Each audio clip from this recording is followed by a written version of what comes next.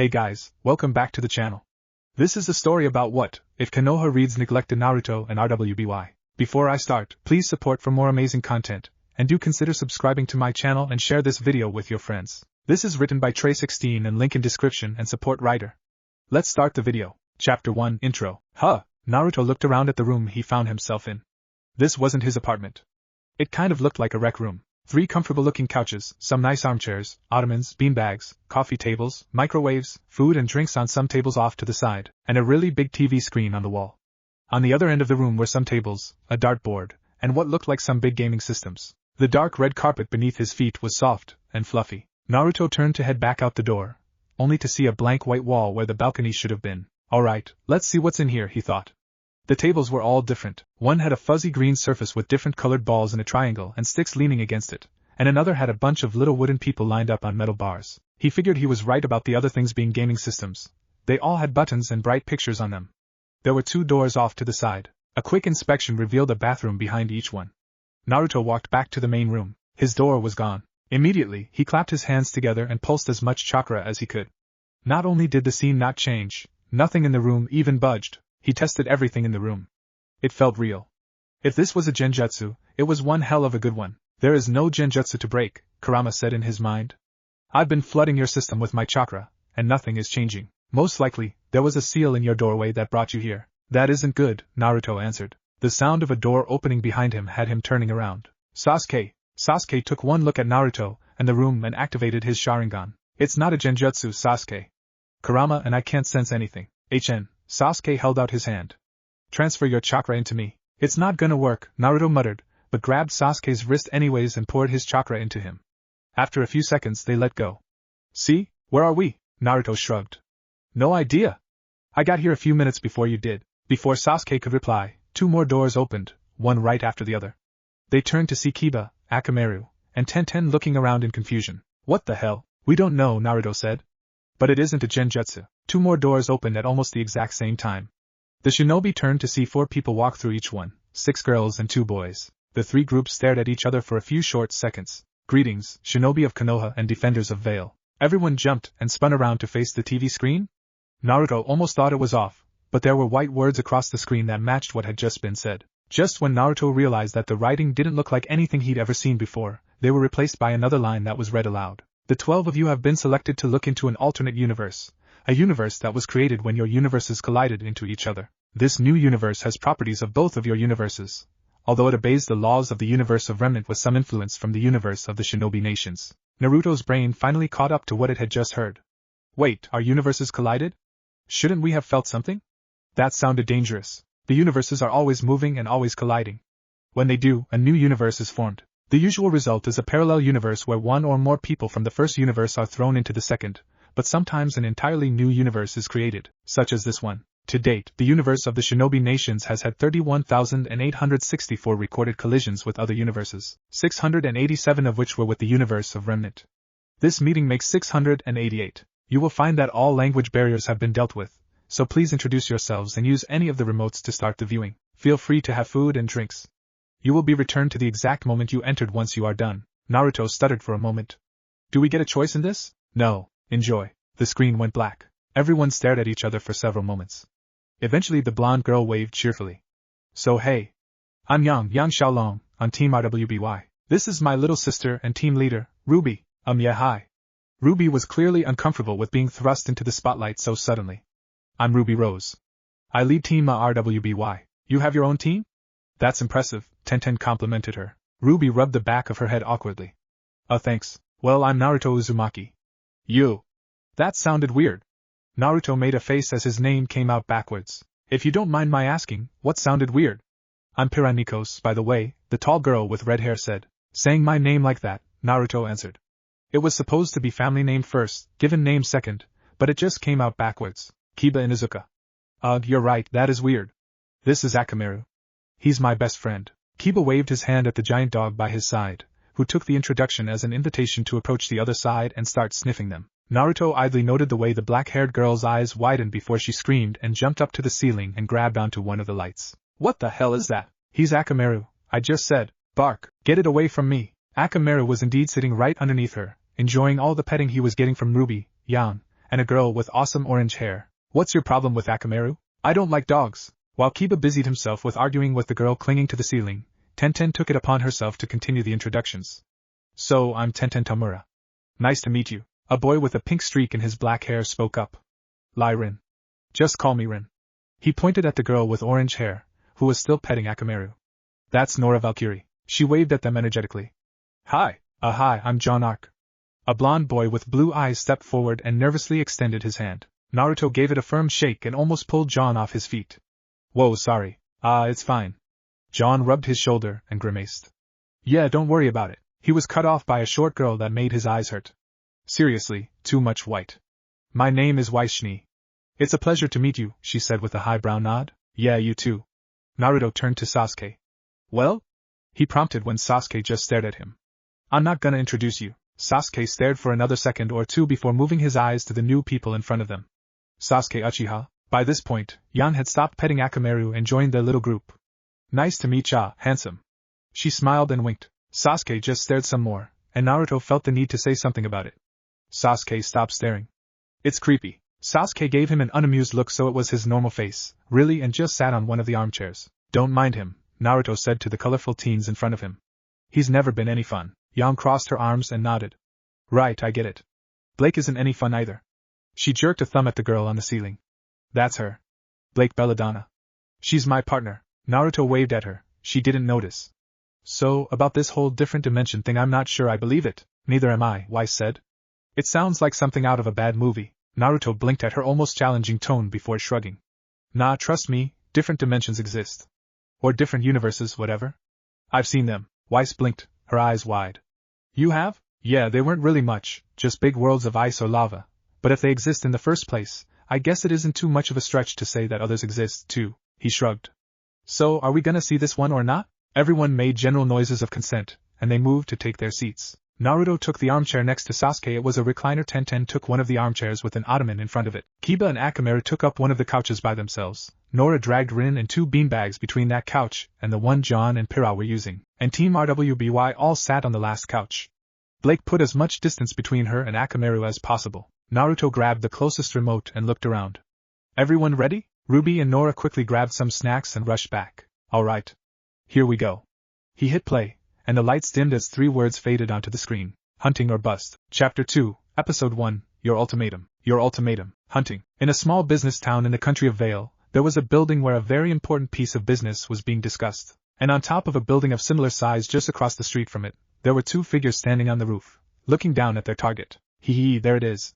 I'll give the Schnee Dust Company credit. It was a pretty good idea to conduct a transfer like this somewhere no one would expect people to come and raid it. A cocky smirk grew on the whiskered teen's face. Too bad that word travels fast towards us. Wait, Schnee Dust Company? Weiss asked. Whiskered face? She glared at Naruto. Are you stealing from my family's company? Naruto shrugged. I didn't even know your family has a company. Don't look at me. Weiss narrowed her eyes and turned back to the screen. Do you really think this is a good idea? The other man asked while leaning on a crate on the roof. I mean, we get told to steal some dust every now and then, but this seems like a pretty big take. The risk is high if we get caught. There's a reason Wilsk has a special team of people chosen to steal from the Schnee Dust Company. But the cut is awesome if we make it, the blonde said with a cheer in his voice as he tried to persuade his friend. This man was a tall boy, 17 years of age. He had 3 thin black lines across each cheek, and his canine teeth were slightly more pronounced than most people. He had a light blue long-sleeved undershirt with an orange vest over it, and black pants with orange stripes running down the seams leading to a pair of black boots. Strapped to his tailbone was a small pack of items, and attached along the center of his back was a red scabbard with a hook at the end of its hilt. He had little strands of blonde hair peeking out from underneath the blue bandana he tied over his head. Wait, why am I wearing a bandana? Naruto asked. Why are you stealing from my family's company? Weiss growled. I don't know. Weiss, maybe we should wait and see what the circumstances are before we come to any conclusions, Pira said. I doubt Naruto would steal without a very good reason. Weiss growled and turned away. Naruto, I think you're purposefully ignoring the part about the guards, security, and the chances of us landing somewhere behind bars. The other man was a young handsome teen standing at about the same height as his blonde cohort.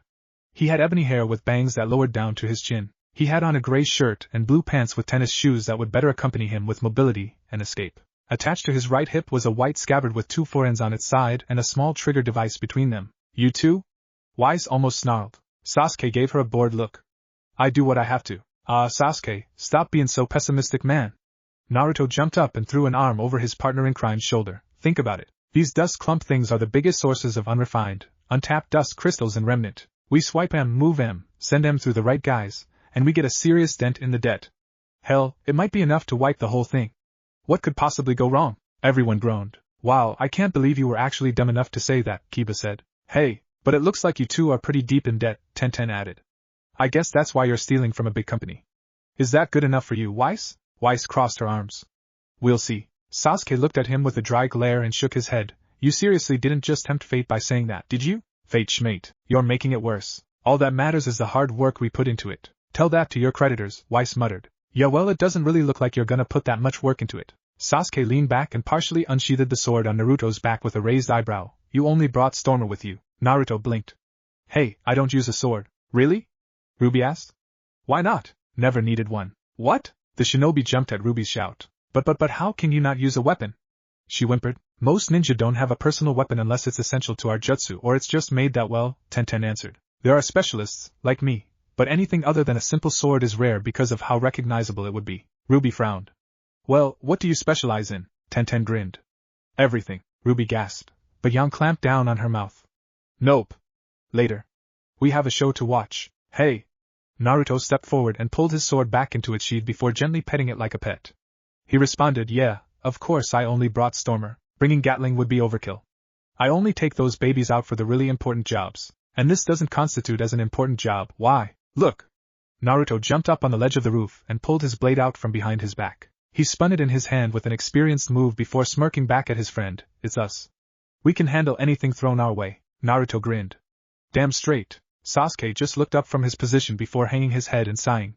He grasped the scabbard and pulled out his sword before stepping up on the ledge as well. He looked over at Naruto. If this goes belly up, I'm blaming you, as you rightfully should. I'll remember that, Sasuke said. The two teens jumped down from the building and lowered themselves to the street. They maneuvered through the shadows and climbed the side of another building before making their way up to the roof of their target. Sasuke held his sword against the window on the roof and carefully ran the tip in a circle until it cut clean through. The sliced-up window almost fell to the floor a dozen feet down, but Naruto grabbed it and pulled it out of the way. Naruto ran his fingers over his sword out and gripped it in anticipation. You ready? Sasuke cleared the way. You first. Naruto jumped down from the roof and landed in a crouch before he prepared for battle. Hey, what happened? There were a dozen guards laying unconscious on the floor. In the center of the room were several men dressed in black suits, packing up the shipments of dust and dust crystals in large crates to be hauled in two separate vans, and the dust clumps were being stored in suitcases and handcuffed to the robbers' wrists. The 8 men looked up to see the 2 teens standing in the center of the room. Hey, those are Junior's guys, the thug you visited when we went out? Weiss asked. Yep. Nora pumped her fists. Sweet. Robber pileup. Sasuke blinked. Hey, someone else had the same idea. Naruto was far less amused at the revelation. Hey you assholes, that's our score. Drop it. The robbers looked between each other after the blonde's exclamation. 5 of them pulled out large, collapsible red blades and the last 3 pulled out submachine guns. Submachine guns? What are those? RWBY and JNPR looked at the ninja in confusion. Do you not have them in your dimension? Pyrrha asked. The ninjas shook their heads. But how? Ruby grabbed her head. How can you not have all these awesome weapons? Ignore her, Yang muttered. But what do submachine guns do? Tenten asked. Yang hit play on the remote. Sasuke and Naruto reacted and dove behind a couple of steel barrels while the men started laying fire. They do that. The ninja watched with wide eyes or narrowed, in Sasuke's case at the destruction the guns caused. If those found their way to their world, the 2 thieves ducked their heads while bullets riddled the steel and space just above their head. Sasuke covered his ears and yelled, regretting not bringing the rest of your weapons? Naruto yelled back, thinking about it. I'll say it now, this is your fault. Naruto grumbled but didn't have a snappy comeback. Sasuke used his sword to get a look at the men attacking them. He watched as 3 men got into one van and started it up. One of the vans is moving. What? They're getting away with all the dust. Sasuke ducked down as a bullet nearly went through his head. He looked towards the ducking blonde. What's the plan now? Naruto thought for a moment before a light bulb blinked over his head before being immediately destroyed by a stray bullet. Kiba snorted. Yeah, that describes most of your plans. Akamaru barked in agreement. Hey!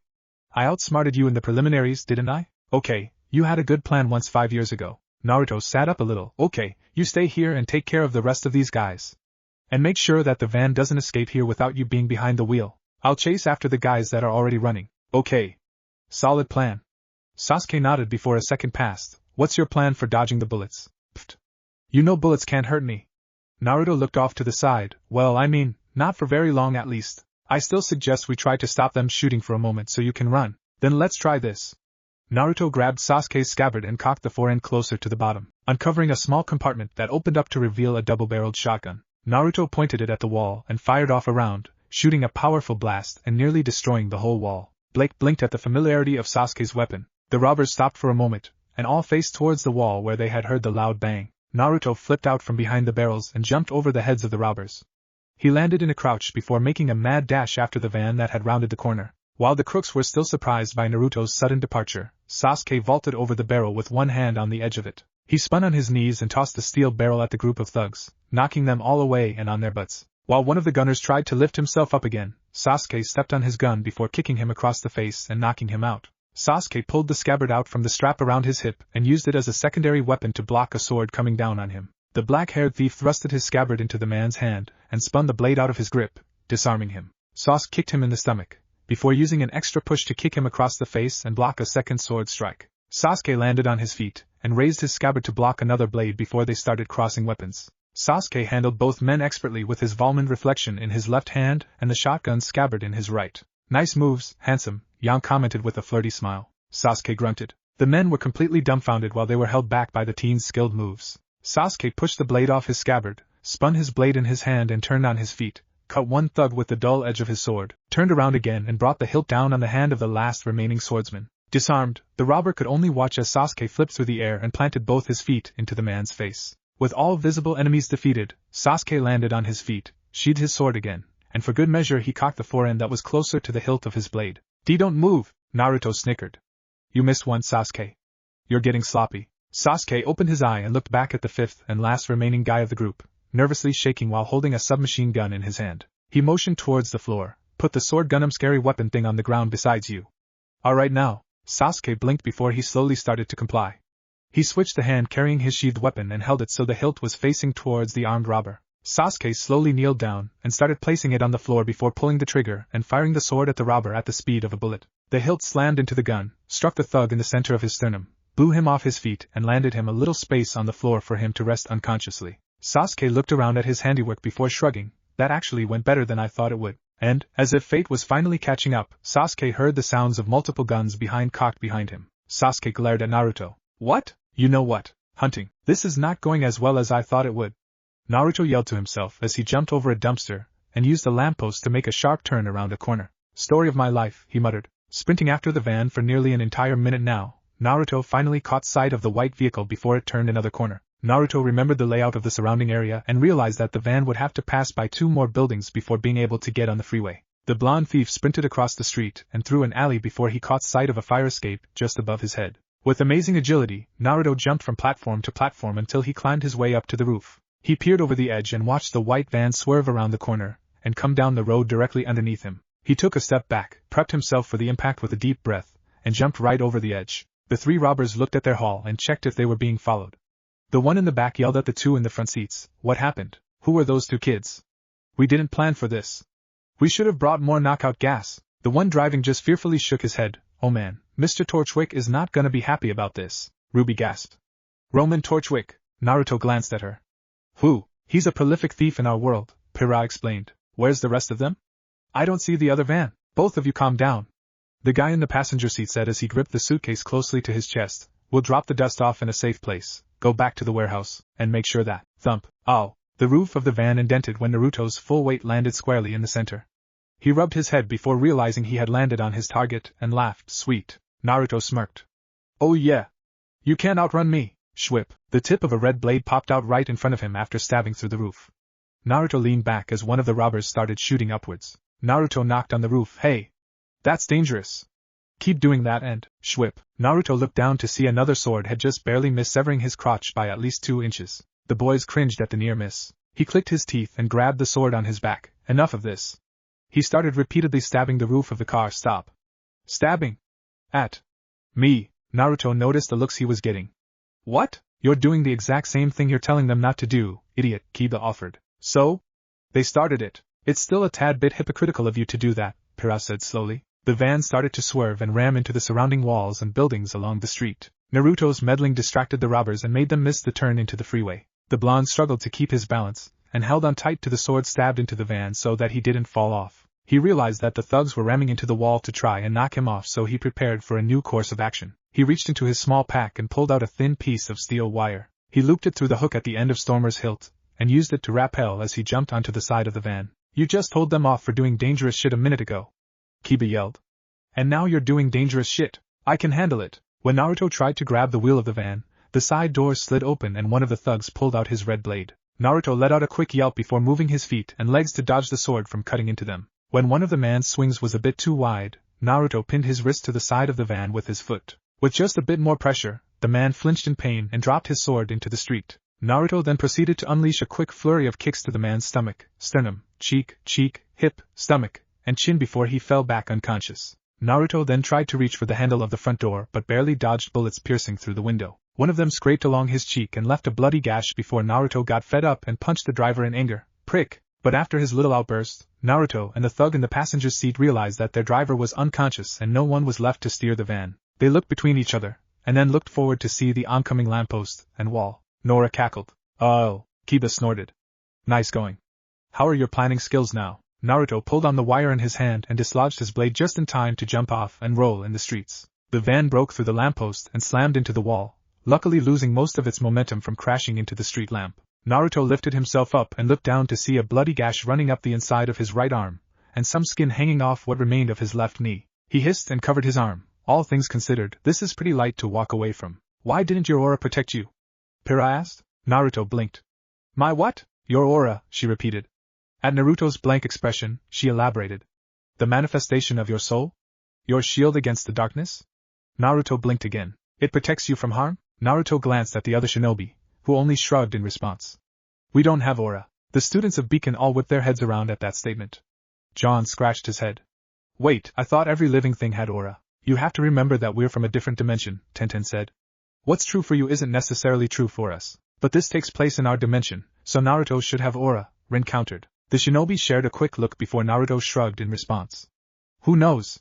Maybe we'll find out later. Naruto saw his blade Stormer lying on the sidewalk with the wire still around his palm. He pushed himself up on his feet and started making his way towards the van to take back the items he was asked to procure. But he heard one of the doors being kicked open and could see the gun-toting thug stumble around the crashed van with the suitcase held under his arm. He aimed his submachine gun at the blonde. Stop right there. Naruto raised one hand in the air. Easy, man. Your nerves are a little shot after the crash. You need to calm down and watch how you handle that thing. We were just supposed to take the dust to Mr. Torchwick. This was supposed to be a quick in-and-out kinda job. He motioned towards the wrecked van and the two groaning thugs inside it. This is not in and out. Yeah, believe me dude, things never really go the way you plan them. The thug took a moment to look the blonde teen over and noticed the bloodied right sleeve and left knee. He thought this was his best chance to escape. You're injured too, so you can't stop us anymore. So here's what you're gonna do. Turn around, limp away, and never mention this to anyone ever again. That sounds like a fair plan. Naruto nodded with a slight tilt in his head. But the thing is, there's a flaw in your logic. Naruto ducked and swiftly pulled on the wire in his hand, pulling Stormer off the sidewalk and directly into his palm. He spun the blade so the hilt was facing forward and twisted the handle so the bottom opened up, shooting out a small flat-tip arrow that impacted against the thug's chest and blew him into the side of the van. Naruto spun his sword in his hand and stood back up before looking at his injuries, smirking at the sight of his now-healed flesh. I take game-breaking injuries like a champ. The defeated thug groaned on the floor while clutching his chest, feeling like a truck just slammed squarely in his sternum. Naruto sympathized with the man while walking by his side. Yeah, I know Shades, it hurts like a bitch. But you shouldn't have gotten between me and my mark. Naruto broke the handcuff and pried the suitcase open to reveal a solid, raw red dust clump. He smirked and gently pulled the massive crystal out of the suitcase before smirking and holding it level with his face. We win. And then the sounds of dozens of tires screeching and guns cocking reached his ears. Ah man. He lowered the crystal out of his view and saw there were dozens of cop cars, armed cops, a SWAT van, and a bullhead surrounding him. We have you surrounded. Put the dust and sword on the ground and then put your hands in the air. Naruto was absolutely speechless. Usually he had a snarky comment, quip, or joke to make, but he was just so surprised by the sudden appearance of law enforcement that he couldn't say anything. In the corner of his eye, Naruto spotted Sasuke sitting in the back of a cop car. The black-haired teen was slowly shaking his head, telegraphing that their luck had finally run out, and it was better not to fight it. Naruto nervously waved, Hey officers. I didn't see you there. But I caught these guys. Naruto pointed to the thugs in the van, so, no problems there. Oh, I found this too. Naruto pointed to the dust in his hand. Yeah, it looks kinda important, so I thought it would be better to keep it safe with the rest of the stuff before you guys came. Weiss scoffed. Don't even try it. Do I get a reward? No, you do not, Naruto groaned. Hunting. Thump thump asterisk thump asterisk thump asterisk thump asterisk thump asterisk. Nope. 10 minutes of solid head slamming against the metal table, and Naruto could safely say this was not just a bad dream. 10 minutes? Pira asked in worry.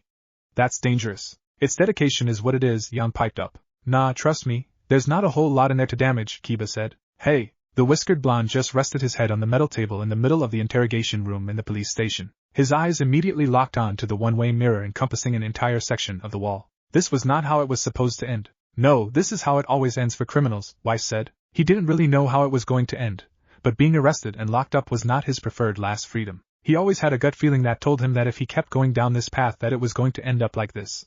But he never believed it. They only ever did jobs like this to pay back their debt and feed themselves. They never hurt anyone. Or at least when they did, they knocked them out quick and easy, so when they woke up all they had was a bad headache. And he doubted there was going to be anyone to speak on his behalf.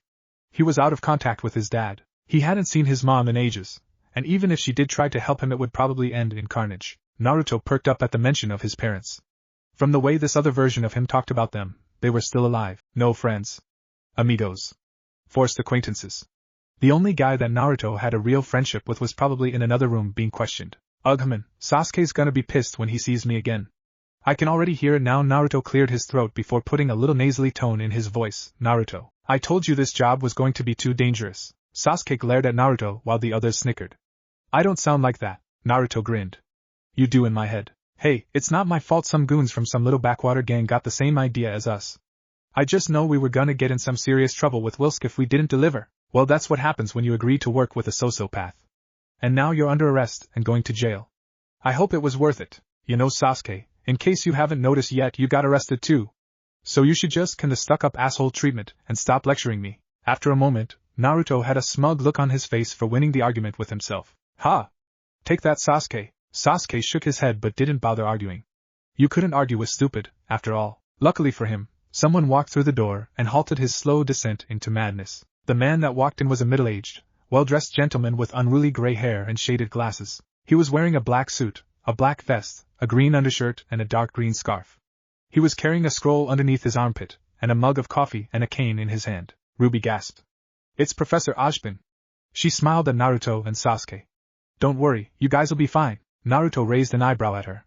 Who? The headmaster of Beacon Academy, Blake said. Ruby nodded. Yeah. He visited me at the police station after I stopped a robbery, and offered me a place at Beacon. He's probably going to give you the same offer. Ruby bounced a few times on the couch. That would be so cool, Weiss grumbled. She didn't want two thieves at Beacon. Naruto blinked in confusion at the sight of the man. He didn't look like any policeman or detective he had ever seen before. The gray-haired man walked over to the empty seat across from Naruto and sat down. He placed his coffee mug on the table and started flipping through the information on the scroll. Naruto Uzumaki. Age 17. Sasuke Uchiha. Age 17. Apprehended at two sites where a large quantity of dust was being stolen and transported.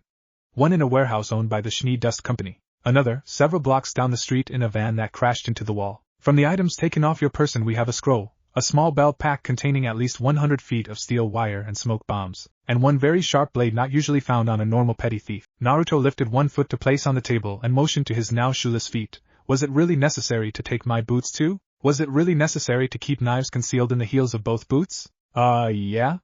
Probably. Touché. Under most circumstances, it would be written that you two were just passing by before you tried to take the dust and make off with it to sell for a good profit. But after finishing the robbers' treatment before arresting them, they said you two were there to steal the dust for yourselves. You then proceeded to defeat 8 armed thugs by yourselves before the local law enforcement came on the scene. Also, the older man brought up another file on the scroll. We have reports that 2 criminals matching your descriptions have been spotted in surrounding areas, committing grand theft auto and minor counts of larceny.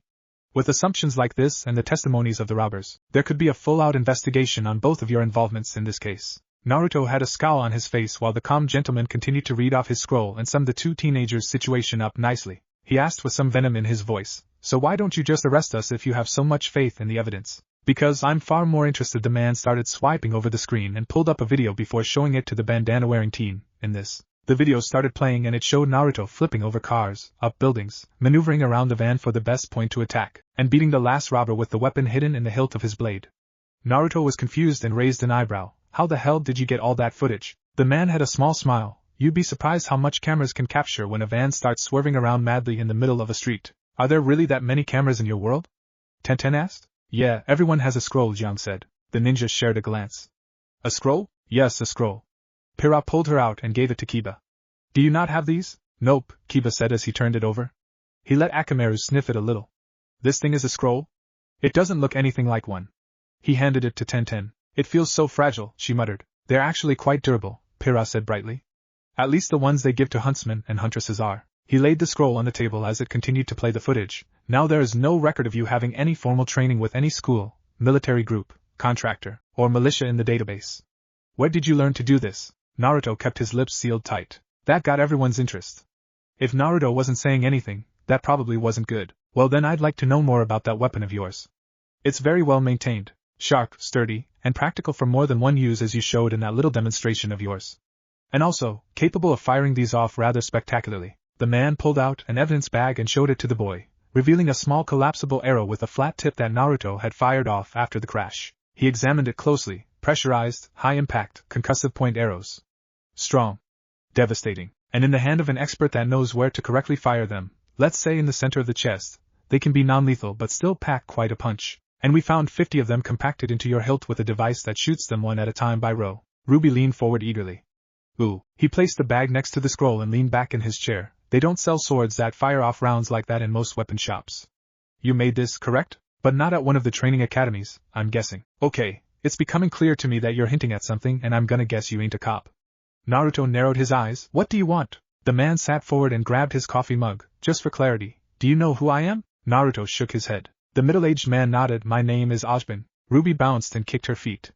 This was just like what had happened with her. Naruto's eyes slowly started to widen before they almost looked like dinner plates. He sat up a little. Ojin? As in Professor Ojin? Headmaster of Beacon Academy Ojin? Oh, that's good. At least you know who I am. He raised his mug. That saves us a little exposition. No, actually, I could use a little exposition. Naruto looked over the older man in confusion. Like what the hell is a guy like you doing questioning some kid in a police station? Ojin finished sipping from his mug and looked at the young blonde. I have made many friends and connections throughout Remnant in my time. Some I can request information from if I so need it. Enough information that I know a good deal about both you and your friend Sasuke Uchiha. Pfft. Naruto scoffed and crossed his arms. You don't know anything. Naruto copied his counterpart on the screen. It's just scare tactics.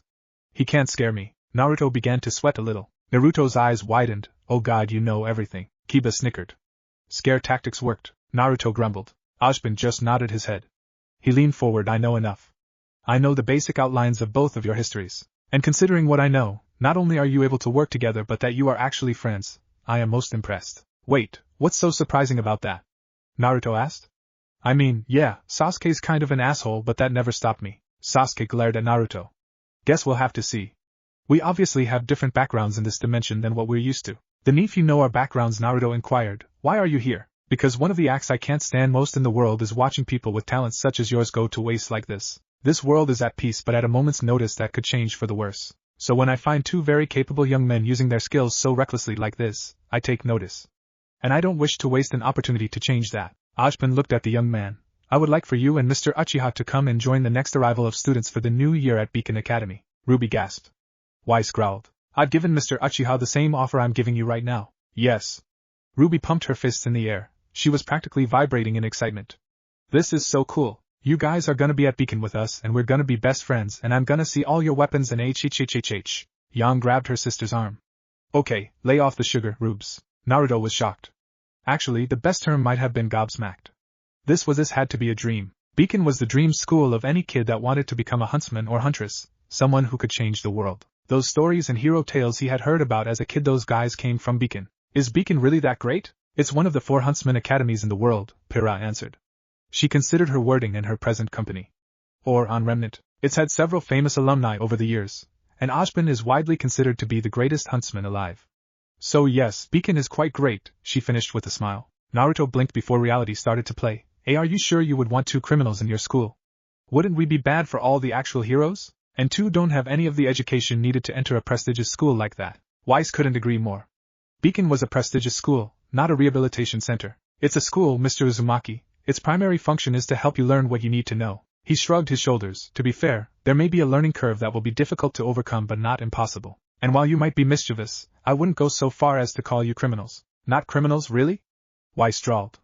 The counts of grand theft auto and minor larceny don't mean anything? Naruto furrowed his brow and seriously contemplated the consequences of what this decision could do. We may think differently, and you may be able to think of different solutions than I do, but from my point of view you have 3 choices ahead of you. Ashbin looked into his coffee mug. 1. Accept my offer, try to overcome the odds, and hope for something good to come out of it. 2. Get locked up for any crimes you may have committed, serve your time, hope for parole, and pray you never meet some of the real bad guys in there. Or 3. Try to knock me out, escape from this station without any weapons or footgear, and stay on the run for the rest of your life hoping you never get caught. Preferably, I'd try to stay away from number 3. Naruto leaned back and crossed his arms.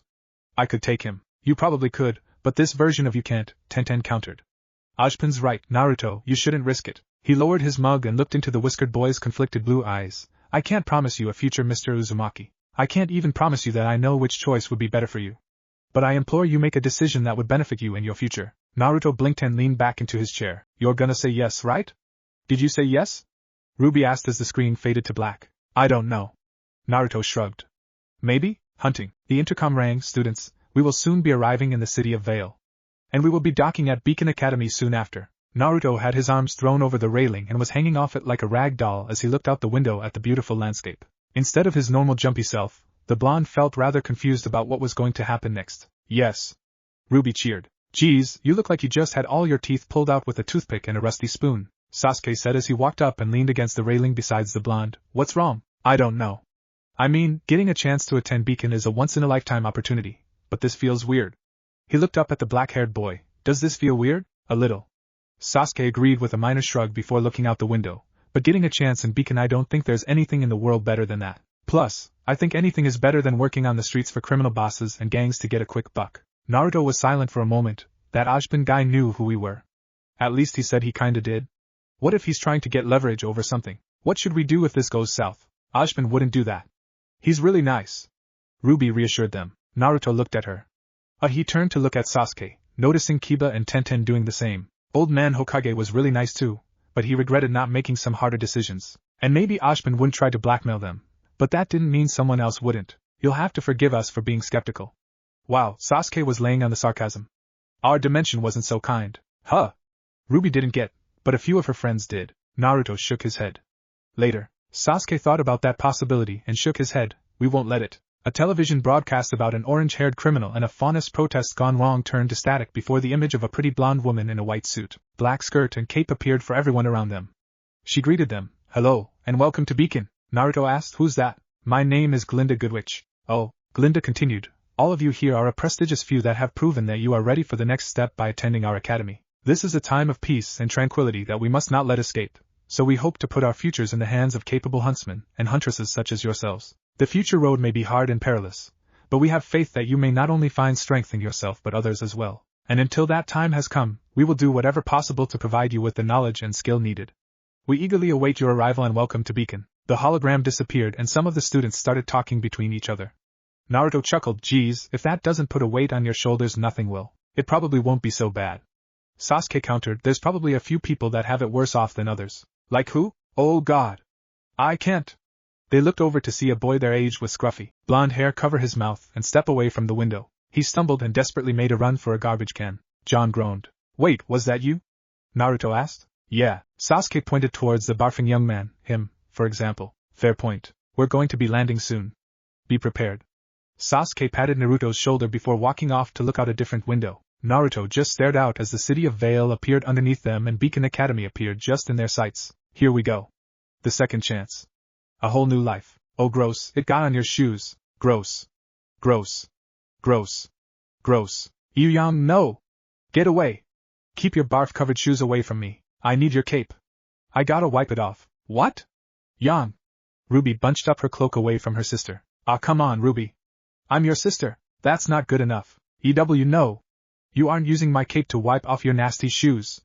I like my cape as is. I'm your sister. My barf-covered sister. Yep. A whole new life. Hunting. Naruto pulled up the recliner, as the screen faded to black and the lights came back on. Wow. Talk about exciting. I like the first scene, Young said. Lots of fighting and a high-speed chase. How about you, Weiss? She nudged the girl in white with her elbow. Still think Naruto and Sasuke are the scum of the earth? Weiss crossed her arms. We'll see. If they can be believed, they only work for criminals to pay off their debts, but I have to wonder how they fell into debt in the first place. I doubt it was by doing good work. Can I just say that we aren't criminals? Naruto asked. I mean, yeah, I grew up on the streets and I had to pick a few pockets, but other than that we haven't really broken any laws. He very carefully did not mention Sasuke's time outside of Konoha. So even if you don't like these versions of me and Sasuke, maybe you can still be friends with the ones right in front of you. I suppose so, Wise sighed. Cool. So what are huntsmen and huntresses? Naruto asked. They came up a few times. What have you done? Rin whispered to himself in despair. Ever since Naruto had mentioned that he and his friends were ninja, Nora had been off the walls about finally meeting actual ninja. But you don't look like ninjas. But that's exactly what a ninja should look like. And they'd spent the past hours showing off some of their skills, or jutsu, as they called them. Naruto had filled every inch of space including the walls and ceiling with clones of himself, pinning Rin between his beanbag and the couch Kiba and Akamaru were using. He then demonstrated his transformation jutsu by turning them into copies, normal and gender-bent, of everyone in the room. For whatever reason, all the female Narutos had been dressed in lingerie with bodies that Yang was openly jealous of. Tenten had brought out all her weapons for Ruby, every single one of them. Kunai, shuriken, tanto, caltrops, knuckle knives, staffs of every kind, naginata, kusarigama, Tessen fans, nunchucks, and even a few Rin hadn't recognized, but Ruby had. She'd been disappointed that none of them had the mechanics of Remnant, but that had been overshadowed by her wonder at how Tenten could just seal them into scrolls for easy carry. Ruby and Nora had had far too much fun examining them. Akamaru had taken Nora for a ride around the room, jumping off the walls literally while Kiba had followed. Blake had ducked whenever they'd gotten too close. Sasuke had been mercifully restrained in his demonstration, only creating a ball of lightning in his hand. He'd also refused to let Nora absorb it, thankfully, and now Nora was trying to copy what she'd seen. Rin really didn't want to be the one to tell her that the ninja aliens, as Nora was calling them, probably had a different physiology that let them do all of that. Personally, he was far more interested in a world without Grimm, and what mankind had achieved without the constant threat of destruction. Was there peace without Grimm, or had they turned against each other without a common enemy? What kind of technology did they have? What had they discovered about their chakra? Rin would never know until they got Nora to calm down, and Naruto and Kiba's personalities weren't well suited to that. He had the distinct feeling that Sasuke was enjoying leaving them to deal with her. His eyes slowly wandered until they landed on one of the remotes. Nobody had touched them yet, absorbed as they were in Nora's antics. Those that weren't were too polite to start without everyone's attention. Should he do it? They wouldn't be allowed to leave until they had seen everything this universe had to show them. Who knew how long that would take? It could be hours or even days. Maybe it would be best to, hey, run! You're a ninja! I bet you can do this stuff. So close. And so Rin was forced to make out signs with his hands, and tried to shape his aura in ways he wasn't sure were possible. Of his team, he was by far the best with aura manipulation, and trying to follow the explanations of the shinobi felt like trying to bend his body too far. He was pretty flexible now, but he remembered the early days when he was still trying to touch his toes. No matter how hard he tried, his muscles just wouldn't bend that far. Ren was beginning to suspect this was similar, just without the promise of slow progress. In the end, he'd only managed to tire himself out. Trying to keep his aura moving in a pattern for any length of time was surprisingly taxing. What it said about the shinobi that they could do it like second nature, he wasn't sure. Maybe they were stronger in general, or maybe chakra was just meant to be moved like that, in a way that aura wasn't. Don't feel too bad about it, Naruto was saying to them, but mostly to Nora. I guess aura just doesn't work the same way as chakra. Well, how do we unlock it? Nora asked. Naruto blinked. What? How do we unlock our chakra? You can't. You have to be born with it. Oh. She turned to Rin. So why don't you just use your chakra? What? Yeah. You're a ninja, you must have this chakra stuff. She didn't even ask if it was possible. He doesn't. Sasuke's patience had finally worn thin, it seemed. Huh? What do you mean he doesn't have any? He's a ninja just like you guys. Nora of course wasn't having any of it. Unless someone from our universe found a way to yours and had children, it is physically and biologically impossible for any of you to have chakra, Sasuke said. And no amount of acting like a ninja will change that, he added when Nora opened her mouth. Nora crossed her arms and pouted. Ren pulled her back to their bean bags. "'Kay, everyone ready?" Yang asked. Good. Moving on. She hit play and the lights dimmed. Welcome to Beacon Hunting. Several large airships carefully docked on a platform that partially led off a cliff just outside of the massive school structure that was Beacon Academy. Their thrusters and wings folded into the side and changed into a hovering function so that the oncoming students could arrive. So you guys have things like that everywhere? How do they float? Kiba asked. The simplest explanation would be that we use the forces of controlled explosions and direct them towards the ground, Weiss answered promptly. Once the ships are in the air, we use aerodynamics to keep them there and control their movements. Explosions, Naruto whispered. One airship slowly started opening its doors. Oh God! Oh God! The scraggly blonde boy stumbled and forced himself out the door and barely made it to the trash can. He heaved, BLARGH, *, BLARGH*. The sound of retching brought Naruto out of his thoughts. You're still puking? Geez, how much did you eat? Can we please not focus on that? Pira put a hand on John's shoulder in support. The rest of the students calmly made their way out while doing their damnedest not to bring attention to the vomiting young man. Naruto scratched the bandana on his head and let out a sigh of relief. I'm glad that's over. That was probably the most uncomfortable trip I've ever had. You think it was bad for you? At least you stayed clean. Sasuke did his best not to show any weakness or gag but still had his nose covered to avoid the smell. He swiped the air around him. It was starting to get hot and rancid in there. Naruto stretched his arms out and looked around at their surroundings. Hundreds of teenage students making their way out of the ships and towards the huge school building. That was a school? It was like a landmark castle. Whoa, impressive, isn't it?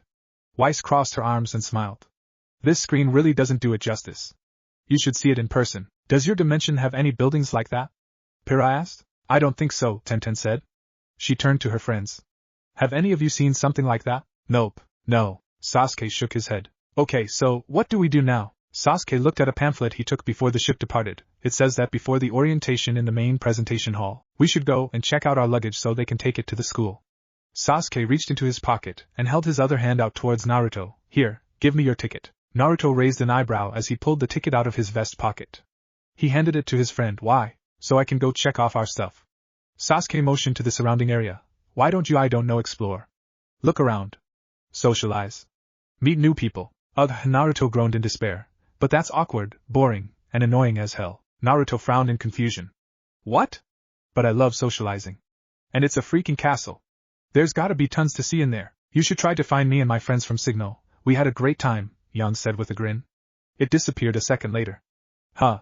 We haven't really kept in touch. Or maybe you can spend time with me and John, Ruby added. We didn't really have anything to do, so we just kinda walked around. Then you'd better get started.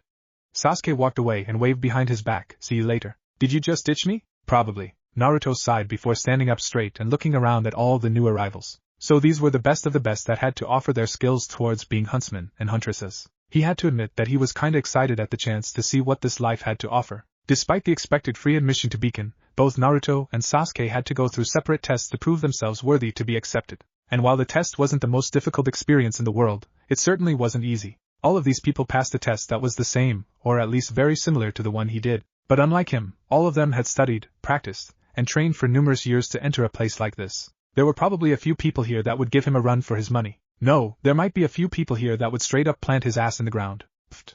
Yeah, right. Naruto grinned at the thought. He couldn't help it. This was getting interest. Blarg. John groaned. You're still puking? This was get. Blarg. Ugh. Kiba grimaced. You're lucky you don't have my nose, otherwise you'd be throwing up next to him. Nora, on the other hand, thought it was hilarious. Hey John, do you think I could get you to bark this much if I shook you real hard? No. That was as much a response as a protest to Nora's suggestion. No, you couldn't. This. Ugh, hi. Why a big ship? Why? Naruto slumped his shoulders and realized that the whole enjoying the scenery thing probably wasn't going to be appropriate with all the barfing and retching happening just a few feet away from him. Took you long enough to figure it out, Yan said. Like, no offense, John, but I would have left you there. John gave her a flat look. You did leave me there. Yan shrugged. I wouldn't have, Pira said softly. John perked up. Really? Pira nodded and smiled. Thanks. The young man supported himself by holding on to the side of the trash can while he tried to find his bearings once again. He wiped his mouth. If I knew we were gonna come here by ship like this, I probably would have preferred walking. He panted for a moment before shaking his head. That's not true. I don't like walking long distances like that. Makes me uncomfortable. The blonde lad felt someone pat his back and raised his head in surprise. He looked up to see another boy wearing a gold bandana with strange markings on his cheeks standing beside him. It's all right, man. We're all feeling a little nervous. There's no shame in that. The former retching blonde actually felt a little touched that someone would assist him while he was figuratively spewing his guts. Would you really have talked to me after that? John asked hopefully. Naruto nodded. Yeah. Believe me, I know what it's like to make a fool of yourself in front of everyone and still have to try and make friends with them. Yeah, John. Thanks. The young man stood up, revealing the black hoodie, white chest plate, and blue jeans he wore with a white scabbard on the side. He gave a weak smile and nodded. Thanks. I didn't think anyone would actually pay me any mind after I started throwing up all over the deck. Yeah, well, there are others ways to make a worse first impression. Not many, but there definitely are. The whiskered blonde held out his hand. I'm Naruto. Oh. The other blonde took the welcome to shake his hand. It's nice to meet you, Naruto. I'm John. And well, John awkwardly motioned to the trash can. Don't get me wrong, I'm nervous, but that wasn't actually why I was throwing up. It wasn't?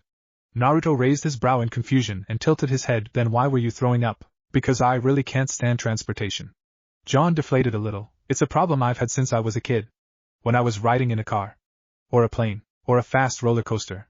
Or even if I think about a bad experience when the color started fading from his face and he started wavering. Oh no, not again. John, you need to learn how to keep your stomach down, Weiss said shortly. I know. John covered his mouth and turned around before he started barfing into the trash can again. Naruto just stood there in surprise and stared at his new acquaintance as he hurled into the can. The whiskered blonde probably wasn't expecting someone like this to be the first person he interacted with in Beacon, but hey, some things were just unpredictable. Blarg. Naruto shook his head. Geez man, how much did you eat? Hunting. Whoa.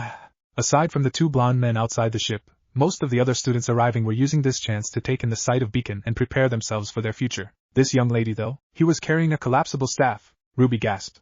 It's me, and she's carrying a fire blade with an electric attachment. Oh. That guy just had a stick and ball, but I bet they do something cool. The girl that was almost drooling at the sight of weapons was younger than most of the other students arriving in Beacon. 2 years younger actually. She had black hair with shades of red along the strands, with one section of her hair going all the way down to her chin.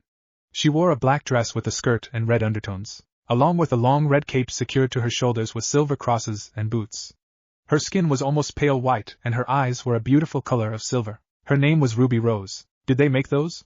Or maybe they were purchased or passed down. Ruby was almost bouncing in place at the sight of all the cool new weapons she was seeing for the first time. Her legs started kicking up the ground beneath her. I've got to ask them where they got them. Was she really like that? Yang gave Kiba an unimpressed look. You saw how she reacted to Tenten's weapons. What do you think? Whoa. A hand grabbed the top of Ruby's cape and stopped the excited young girl from storming off so quickly. Ruby slumped her shoulders and looked up at her big sister. Despite how different the two of them appeared, these two really were sisters. Or at least half-sisters. Her name was Yang Xiaolong. Where Ruby was short, Yang was fairly tall for a girl her age. She had long, messy blonde hair with random curls and cowlicks down the side, and she had lilac eyes. She wore a brown vest with a yellow low-cut crop top and an orange scarf wrapped around her neck. She wore black shorts with a half-pleated skirt in the back along with platform boots, and around each wrist was a golden bracelet. And while Ruby was still going through the arduous task of puberty, Yang had finished filling out in certain places. Yang looked down at her boobs and smiled. Heh. Damn straight I have. Weiss folded her arms and grumbled under breath. Yang placed Ruby back down on her feet and shook her head. Okay sis, you really need to control that little switch in your head that goes all psycho weapon lover. Do the breathing thing Dad taught you to calm down. But Yang, breathe. Ruby just sighed before she forced herself to take deep breaths in and long breaths out. After a moment, Ruby's momentary exuberance faded and she looked up at her sister. Yang asked, feeling better? I feel lightheaded. That's code for better. Yang? Pyrrha said. Lightheaded is usually bad. Oh, Yang. Yang put her hands on her hips before admonishing her little sister. Listen, I know you're excited, but not everybody is going to jump at the idea of explaining and examining weapons with a girl that just runs up to them out of nowhere. Yeah, that's always the problem, isn't it? Ruby sighed dejectedly. All these cool new weapons I'm seeing for the first time, and I have to talk to strangers and new people to see them. Yang shook her head. See, it's talk like that makes people think you're antisocial. I'm not antisocial.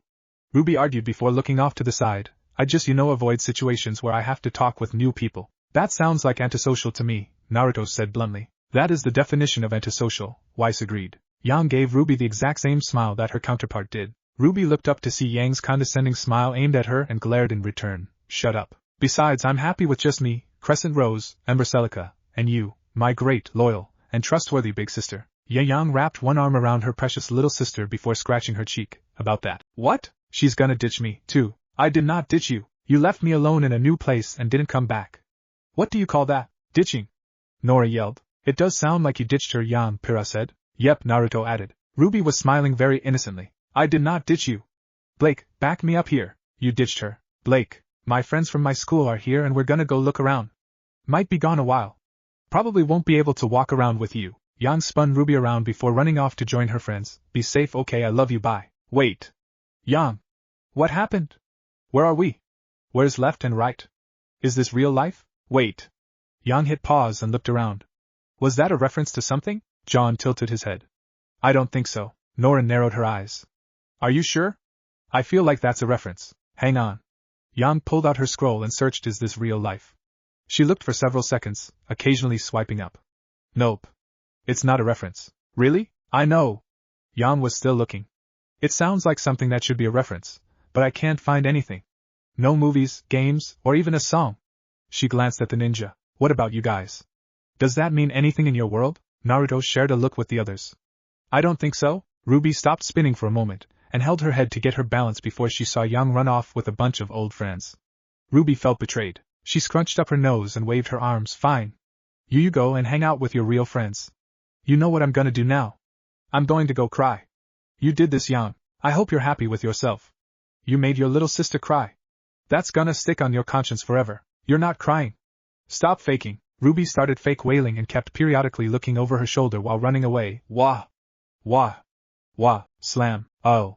She knew what was coming. Ruby, this is why you need to be aware of your surroundings. Sorry. Ruby ran into multiple objects, slamming them off their platform and falling forward until she landed face first in the ground. She lifted herself up and rubbed her nose with little tears in her eyes. Ow! What the? Ruby looked around at all the white luggage that surrounded her.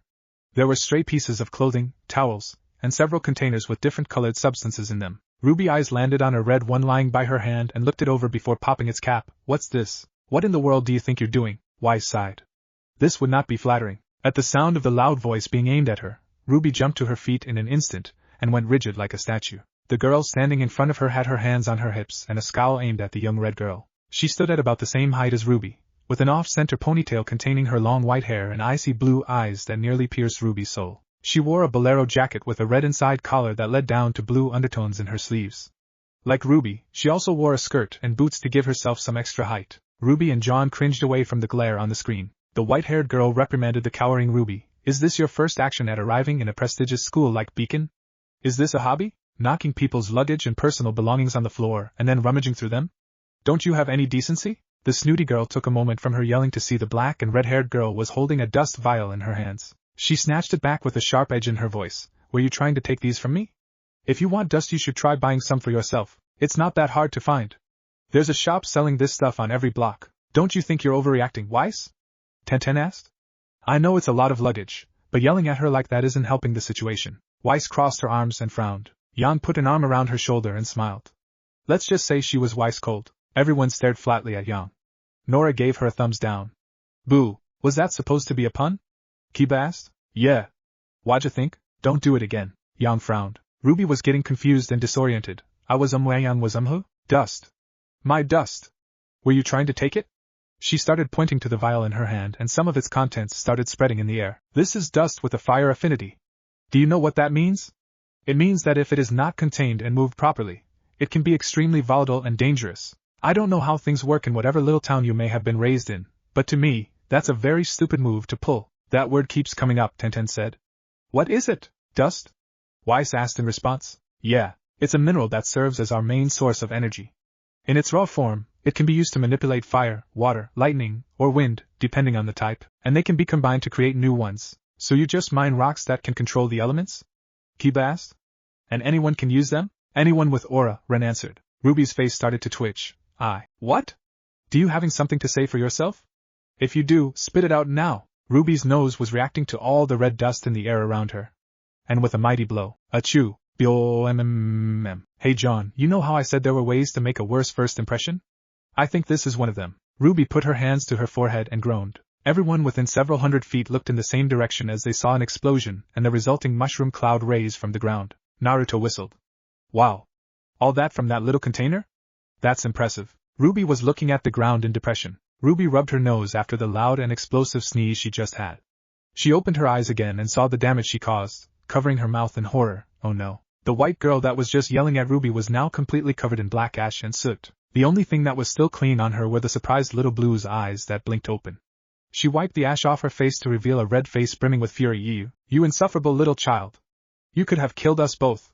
Do you have any self-control or brain power to think of your actions beforehand? Ruby was shaking a little. Oh yeah, well you're not nice and you use a lot of words. I don't have to be nice to some random girl combing through my belongings and nearly blowing us up. Hey, you were the one waving that dust around all willy-nilly. She has a point, Weiss, Pyrrha said. You didn't check to make sure that the cap was still on. I know that now, she muttered. Ruby defended herself after she was sick of being put on the spot by the white-haired girl. Who are you anyway? I think she's Weiss Schnee. Before either of them could say anything else, a third voice interjected on their argument. They both looked over to see a tall girl with wavy black hair going down her back with a bow on top and amber eyes. She wore black boots and stockings that were purple around her feet before turning black when they ended at her thighs. Around her chest was a white undershirt, and a black button vest with a short scarf around her neck. In one hand was a book with a finger placed where she left off, and in the other was one of Weiss' dust vials. "Hey Blake, it's you!" Yang said. "Joy." The black-haired girl looked down at the dust in her hand. Weiss Schnee, heiress to the Schnee Dust Company, one of the largest dust mining companies, dust selling companies, and energy propellant companies in the whole world. Weiss felt a sense of smug pride grow while she crossed her arms and looked at Ruby slowly shrink down. That's right. Also very well known for questionable business partners, shady handlings, controversial labor forces, and increasing levels of capital robbery. That's right, hey. Weiss threw her arms to her side and yelled in protest. That is just false persecution and slander, is it? Tenten asked. Weiss crossed her arms and growled. No, she bit out. Not since my father took over. I don't mean any offense by that.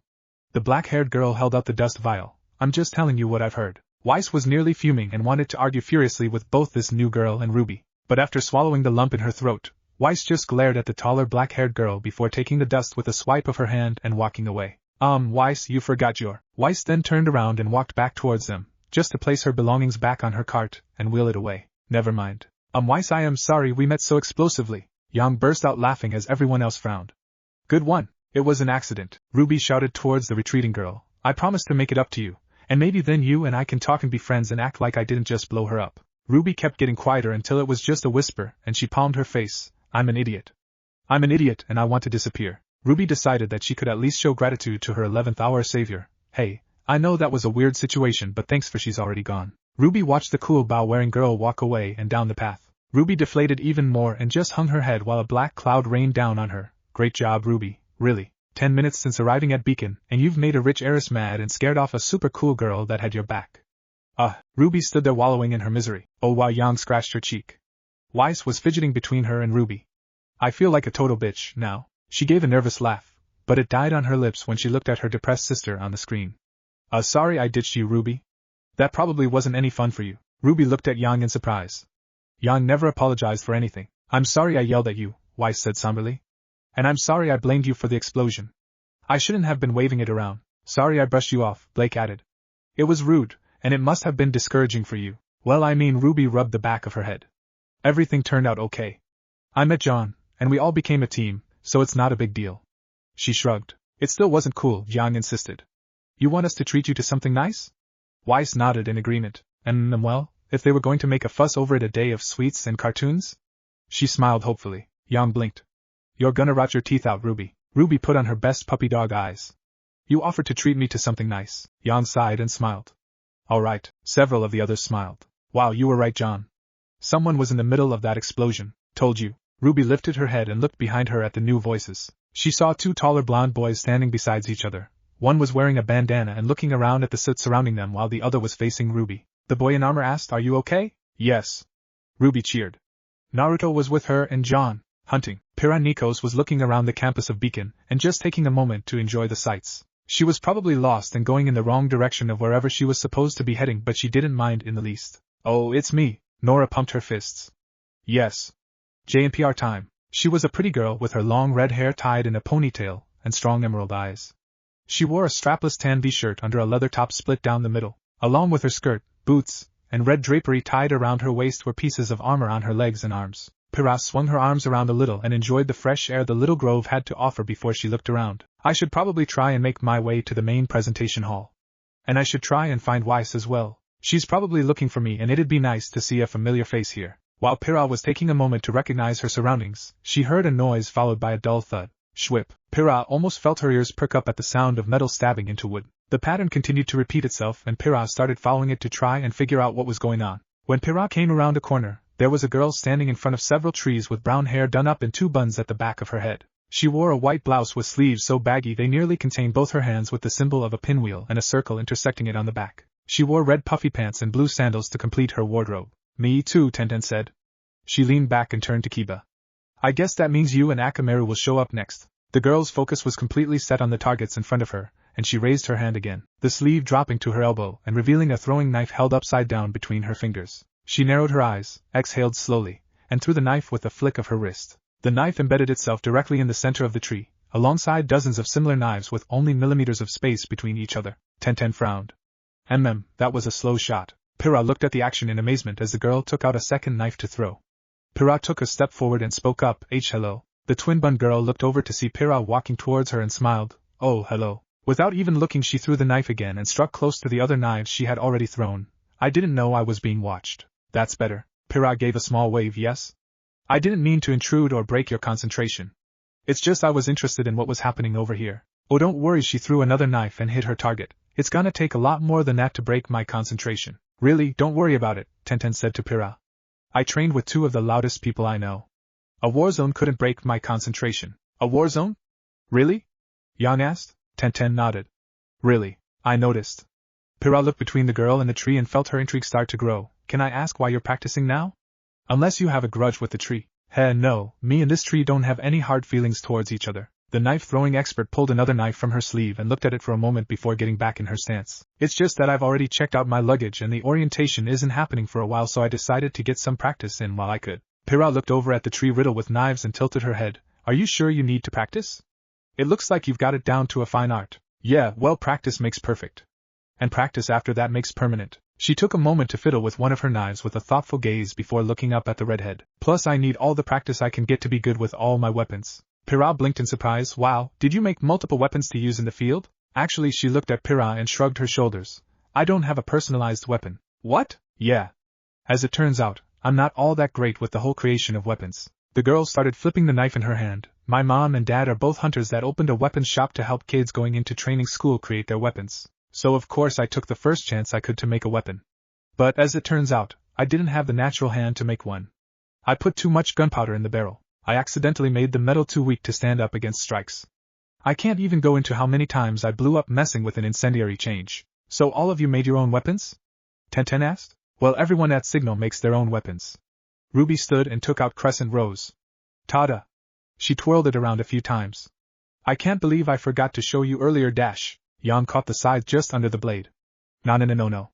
We are not getting into this before the episode is done. Put the scythe away. But Yang, Ruby, you'll geek out for hours and we'll never get out of here. Yang gave Crescent Rose a shake. Put it away. Ruby turned her puppy dog eyes on Tenten. Tenten? Tenten gave her an apologetic look. We really should wait until the episode is done to talk about this. Sorry. Ruby slumped and reluctantly folded up Crescent Rose. To answer your question, no, we don't all make our own weapons, Weiss said. I had my rapier commissioned at a forge. It's either or. She caught the knife firmly before immediately throwing it into the tree and smiling at the redhead, so I chose a different route. If I couldn't make a weapon, then I would master every weapon. Put something in my hand and I can find a way to kick anybody's butt with it. Not to brag or anything. Pyrrha hummed in agreement before smiling towards the girl. I think that is very admirable. Not many people would have the courage to keep trying if they were faced with such a hurdle. That shows strong resolve and character not many would present. Thanks. The two girls smiled at each other before the bun-haired girl looked back towards the tree. I'm Tenten Tamura, by the way. Pyrrha smiled. I'm Pyrrha Nikos. What? Tenten looked towards Pyrrha at the last moment after throwing the knife and missed her mark. What? Some random guy screamed. My arm. Oh God, why? Tenten ran up to Pyrrha with stars in her eyes. Are you really that Pyrrha Nikos? Oh man, you really are. I don't know why I didn't recognize you sooner. Tenten grabbed Pyrrha's hands and started shaking them. Ms. Nikos, I'm a huge fan. I remember watching your campaign in your second Mistral regional tournament. Me and my folks and everyone in my town were cheering for you to win. You were just amazing. What am I doing? Tenten grabbed her head. I don't fangirl. And I sure as hell don't miss my mark. I never miss. Never. 100 out of 100. I don't lose my cool like that. She ignored the looks her last sentence got her. Tenten's grip on Pyrrha's hands was so strong the powerful gladiator almost felt like her arms were going to fall off. She nervously laughed. Thank you for your support. But you don't have to call me Ms. Nikos. I'd be honored if you just called me Pyrrha. Really? Tenten was gleaming with joy at being able to meet one of the strongest and coolest girls of their generation. She let go of Pyrrha's hands and coughed into her hand before trying to regain some of her calm. Well then, Pyrrha, if there's anything you need from me, please don't hesitate to ask. I'm glad you said that. Pyrrha stood beside Tenten and took out her pamphlet. It says that we're supposed to all meet in the main presentation hall, but I'm kind of lost. Could you? Oh, don't worry. Tenten pointed ahead. I remember the way. I'll show you. Just let me grab my stuff. Pyrrha watched as Tenten stepped over to the tree and started pulling the dozens of knives out of the bark. Something finally clicked in Pyrrha's head. Where do you keep all of those? Tenten looked back and smirked. Trade secret. That's not. Tenten slumped in her seat. I never miss. She wallowed in her misery. Is no one concerned about the student Tenten hit? Ren asked. Yang waved her hand dismissively. He'll be fine. Hunting. Hey Carden, I found it. This is where all the luggage is. Yang made a noise. Nora blew a raspberry. What? Kiba asked. Cardens, he needs his legs broken. He's a bully. Weiss crossed her arms and scowled. A smug, belligerent, and discriminatory bully in need of an attitude adjustment. John shrugged. He's gotten better. Finally. An extremely tall boy with combed-back orange hair and wearing armor sighed exhaustively. He marched in. It's the first day of arrivals. You'd think they could at least put up signs or directions for us. Sasuke walked past the much taller and less excited man after he checked both his and Naruto's luggage. Now all that was left was to be there for orientation, dinner, and then bed. It would probably be a good idea to go find Naruto, and make sure he wasn't in any trouble. On the other hand, it was much funnier to watch him squirm his way out of a situation. What? Sasuke just gave Naruto a look of innocent confusion. What? You're just gonna leave me for the rest of the day? And you're gonna watch me get into trouble without helping me? Sasuke looked back at the TV. Yeah. Sasuke rounded a corner and passed by a girl with black hair and a bow. They walked several feet away from each other before they noticed something running down their spines. The bow-wearing girl almost went rigid and slowly turned her head to look over at the boy standing still just a bit away from her. Sasuke pulled himself out of the sudden stillness and continued making his way back to the center of the campus. She looked back and watched the raven-haired boy walk out of sight. What was that feeling? It felt cold. Eerie. Threatening. But familiar. Like, it was an instinct to stay away from that man. Wait, what just happened there? Yan looked between Blake and Sasuke. Sasuke shrugged. Don't know, neither do I. Hunting. Hey Ren, how do you think they move and sort all our luggage? Nora perked up. Finally. My turn. I heard that stuff like that is moved by dwarves and gnomes. Do you think Beacon hired dwarves and gnomes to sort through all the new arrivals' luggage? Or maybe they stay here full-time and help with the paperwork? Could you imagine little dwarves and gnomes dressed in business suits? Hee, they'd look so funny. Oh, I hope they don't go through our stuff. I hope they don't go through our underwear. Do you think we could be dealing with underwear dwarves, Ren? Or worse, underwear gnomes? Nora stared wide-eyed at the screen as her counterpart rambled. I never even thought about that. The ninja stared at her. Is this normal for her? Kiba asked. Ren sighed. Yes, Nora, I really doubt the staff hired dwarves and gnomes in suits to search through our underwear and luggage. You're right. The ginger-haired girl with the mismatched clothes stopped in place for a moment before a bigger smile took its place. It must be robots. Aha! The boy in the green long-sleeved tailcoat just sighed and rubbed the bridge of his nose. He only had himself to blame for thinking he could rationalize with his childhood friend. Ren copied his on-screen counterpart. Great, he'd have to go through this all over again. Nora had basically been jumping off the walls the entire trip up to Beacon. To be fair, she was usually always jumping off the walls, but this time she was also very excited about seeing their new school. Ren decided to try and warn his best friend about making too much trouble. Listen, Nora, this is still a new place and we don't know anyone yet, so it might be better for us to stick together for a while. At least until after orientation. Then she was never this quiet for this long. Ren turned around and saw that his friend was nowhere in sight. He grew concerned. Nora? What the hell are you doing, you crazy girl? Bark. Looks like we're up, buddy. Never mind. Found her. Nora was looking up at the taller boy with the wild hair. I thought dogs like to be pet. Don't you want pets? I'm not a dog. The boy arguing in protest was a tall young man with unruly brown hair spiking up in every direction and very pronounced canine teeth, almost like fangs. His nails were very sharp and down his cheeks were red markings that almost looked like fangs as well. Kiba looked at Nora. Wait, why are you petting me? You should be petting Akamaru. Nora shrugged. I dunno. Where is he? He shouldn't be too far from me. We go everywhere together. Nora stayed quiet for a moment before asking, then why do you look like a dog? And smell like one too? I just look like this all right. And the dog smell is my dog's back home. He pulled on his faded green jacket and pointed at it. They were rolling in my stuff before I went. It's not me. If you like dogs so much, then why are you angry? Because I don't like being petted. Nora, hey, run. Nora waved to her friend before pointing to the fuming stranger. I met someone new. He likes dogs but doesn't like being pet. But I think I saw him thumping his leg for a moment when I was scratching his hair. Kiba glared at Nora. No, I wasn't. I bet you were. Ren sighed. Don't argue with her about it. The boy reached behind him and pulled out a handle that started to mechanically fold out into a red and black tonfa. He snarled his teeth. Whoa! Whoa! Hold on a second. Ren got between the boy and his adventurous friend and tried to mediate the situation. Listen, Kiba. My name is Ren. And my friend here is Nora. Ren spoke in a calm manner. I'm sorry about any offense or misunderstandings that she might have caused you. She's a bit peculiar and can't really control her enthusiasm. I swear she didn't mean to bring attention to your faunus tendencies or insult you in any way. I'm not a faunus. I'm just. Kiba motioned to his whole outer look and shrugged, kinda wild looking, I guess. Hold up, Kiba said. What's a faunus? The Beacon kid stared. Do you not have faunus? Weiss asked. I don't think so. He turned to the others. Have you heard of them? They all shook their heads. The Beacon kids traded looks with each other before Pyrrha spoke up. Faunas are a race very similar to humans, but they have animal traits as well, such as an extra pair of ears, horns, a tail, or fangs. They also generally have good night vision, hearing, and a good sense of smell? Kiba cut her off. Pyrrha nodded. Occasionally, Kiba looked back at his friends for a moment. That kinda sounds like you, Kiba, Naruto said. Yeah, he turned back to Pyrrha. You said they're a separate race?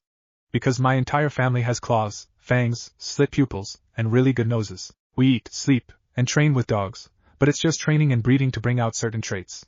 Are you sure Faunas aren't just a specialized family of huntsmen? No, Blake said a little sharply. Most Faunas aren't huntsmen, and they don't all have the same traits. DNA tests have proven that humans and Faunas are entirely different races. They can have children together, and those children can have children with either race, but they aren't the same. Huh. Kiba inhaled through his nose a few times, scrunching up his face in disgust at all of Weiss's perfume. He thought maybe Blake just had a cat, but if he focused so, you're a cat Faunus, Blake? Blake froze for several seconds. She nervously flicked her eyes to her team. They looked almost as shocked as she felt. What? Kiba breathed in again. Yeah, I noticed the cat smell when I was arguing with you earlier, but there were a lot of new scents, so I didn't spend a lot time on yours. That definitely isn't a human smell. Everyone was silent for a few moments. Kiba, I think you just broke a secret of hers, Naruto said quietly. In the silence of the room, it was easy to hear. Kiba spun around to face Naruto. What? What did I say? Naruto scratched his cheeks specifically, his whisker marks. It hit Kiba a second later. Oh. He turned back to Blake.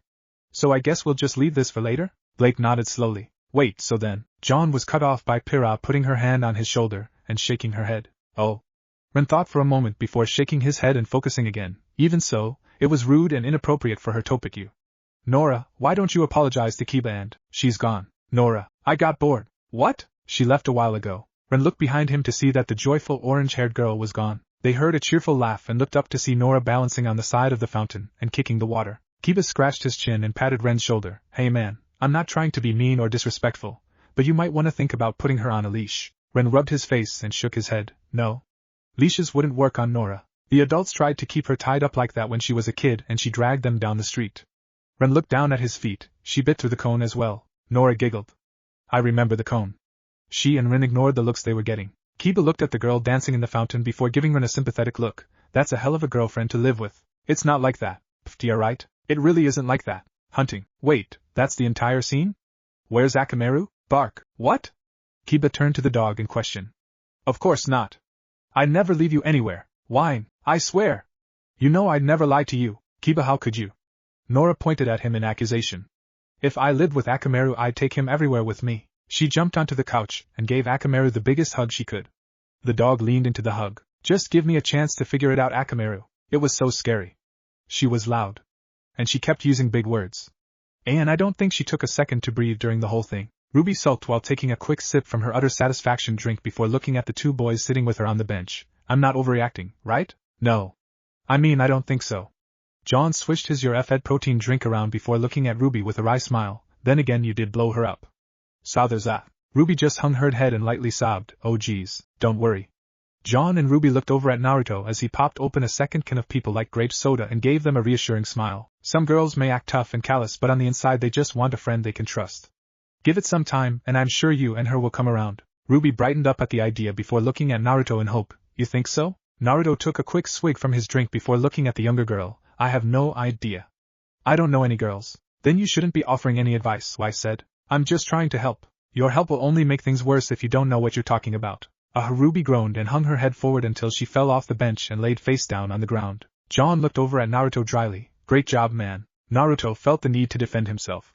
Don't you think you're being overdramatic, Ruby? I don't think so. Ruby scratched the back of her head and turned to her team.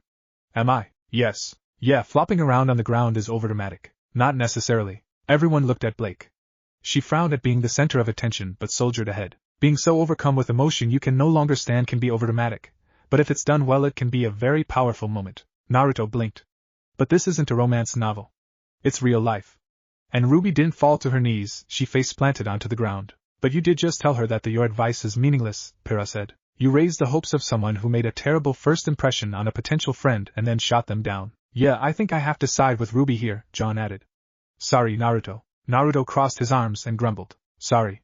But just give it some time. Problems need to be fixed at their own pace. There. That sounds like good advice to me. Tenten smiled. That was much better, Naruto. Ruby weakly pulled herself back up in her seat and gave a solemn nod. Yeah, okay. She then looked at the two boys sitting beside her and decided to make conversation. So John, Naruto, are you guys brothers? Naruto and John looked at each other, then at Ruby. We don't look that similar. The two blonde boys looked between each other before shaking their heads. No. Oh.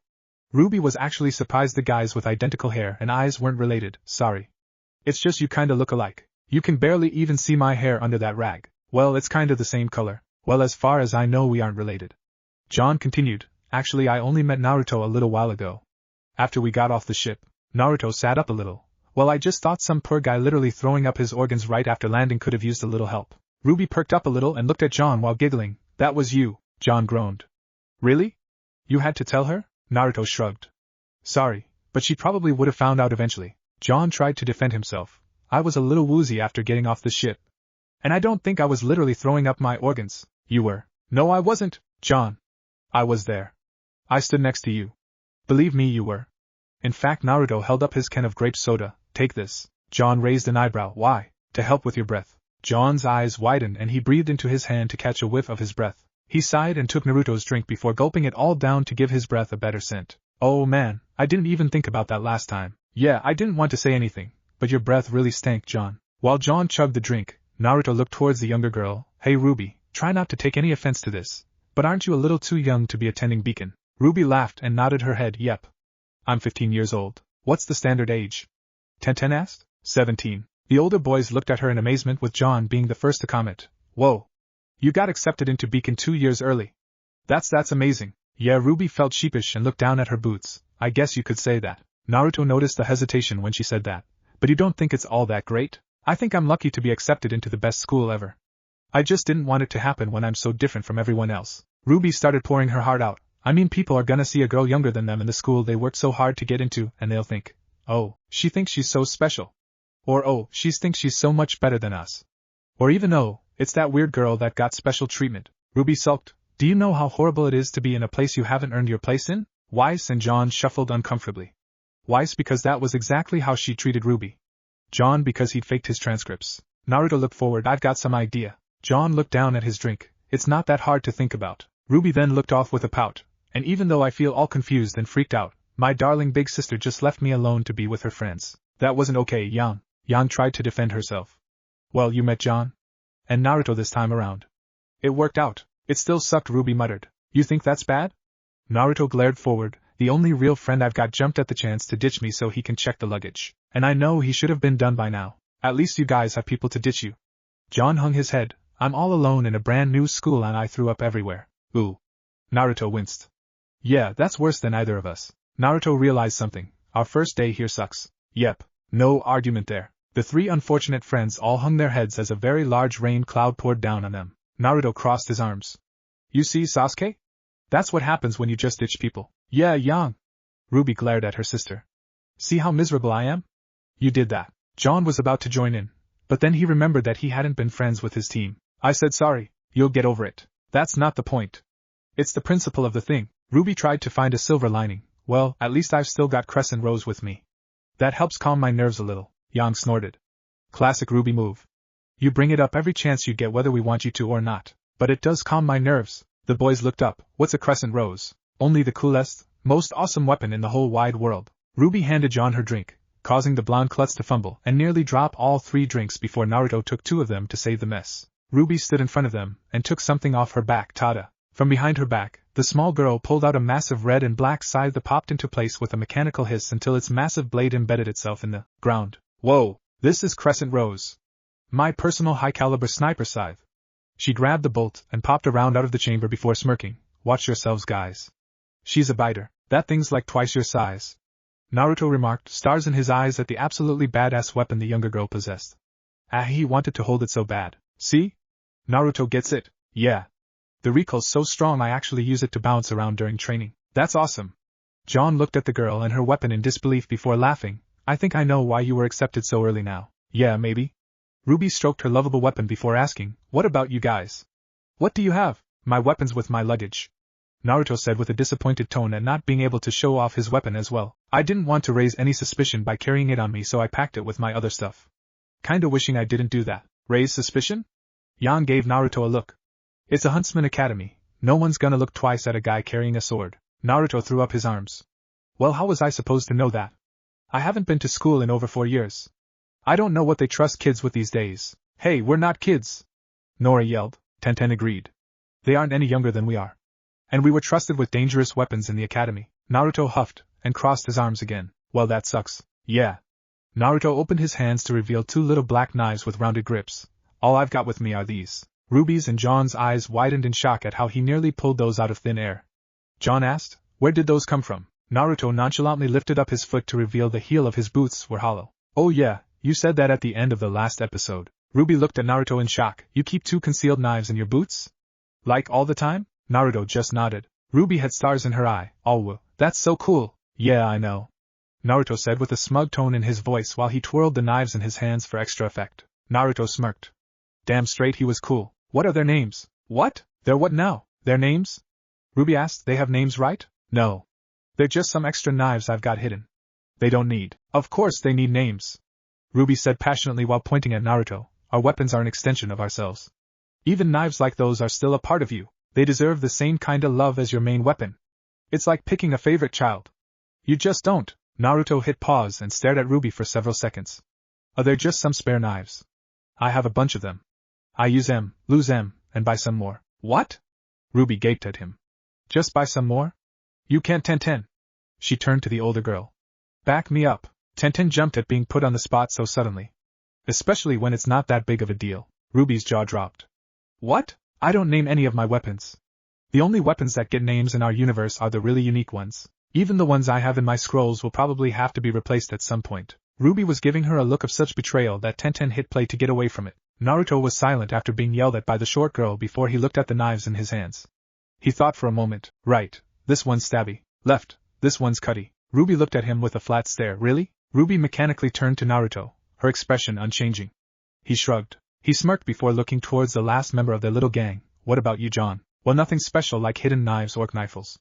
John said in a defeated tone before he reached to his scabbard and pulled out an old war blade. He held it at arm length to show it better. Mine's just a sword. I kinda wish it could do something cool, but nope. Just kinda swish, swish, stab. Ruby tried to cheer him up. At least it's doing what swords do best. It's still cool, Ruby said in a dead voice. Yeah. And there's this too. John pulled out the scabbard on his side before it folded open and became a shield with a double crescent moon symbol on the front. Yep, my crochet Moors. The hand-me-down of the Arc family for generations. Naruto shrugged. Well, that's still pretty cool. You think? Yeah. Ruby added with a nod of her head, that thing's got history. Personality. All that cool jazz. Ruby chuckled awkwardly for a moment before coughing and smiling. Plus, it looks good with the whole Knights of Old look. I think it's cool. John perked up at the compliment. Ah, thanks. Well, some people do need protection. They looked over to see Naruto wipe under his nose and grin. But I never needed protection with a shield before. Nope. I just get up and hit you harder. Ruby looked at him jokingly. Oh really? What? You don't get hurt? Oh no. I get hurt. Naruto looked off. Actually, I get hurt a lot. Almost a very concerning amount. He smiled. But I don't usually stay hurt for long. What does that mean? Watch. Naruto placed Stabby back in his right shoe and held Cuddy over his palm. He slowly traced the knife's edge over his skin until blood started to seep out. Ruby and John got squeamish. Eeps too. Ruby screamed. Naruto, what are you doing? He's showing off his healing, Sasuke said. Naruto heals very quickly. Yep, give me a sec. Naruto, I don't do good with blood. John started to hyperventilate and get woozy. The sight of blood. The smell of blood. Just thinking of blood kinda makes me oh no. You don't do well with blood? Naruto asked skeptically. You're gonna be seeing a lot of it if being a huntsman is anything like being a shinobi. I can handle it. He didn't convince anyone. Hold your lunch, John, you're gonna want to see this.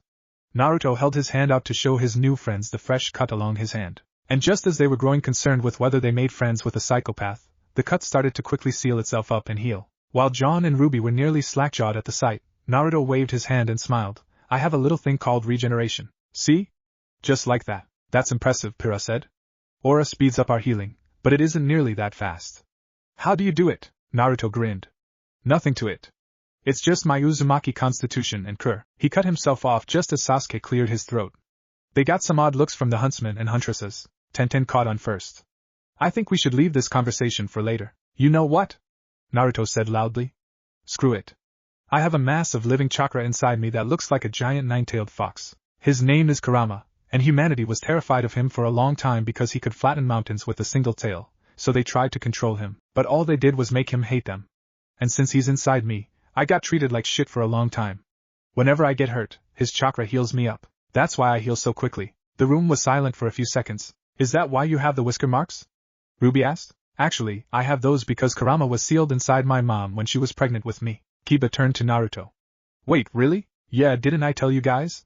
My mom was Kurama's second host. More silence. Eventually Yang gave a forced laugh.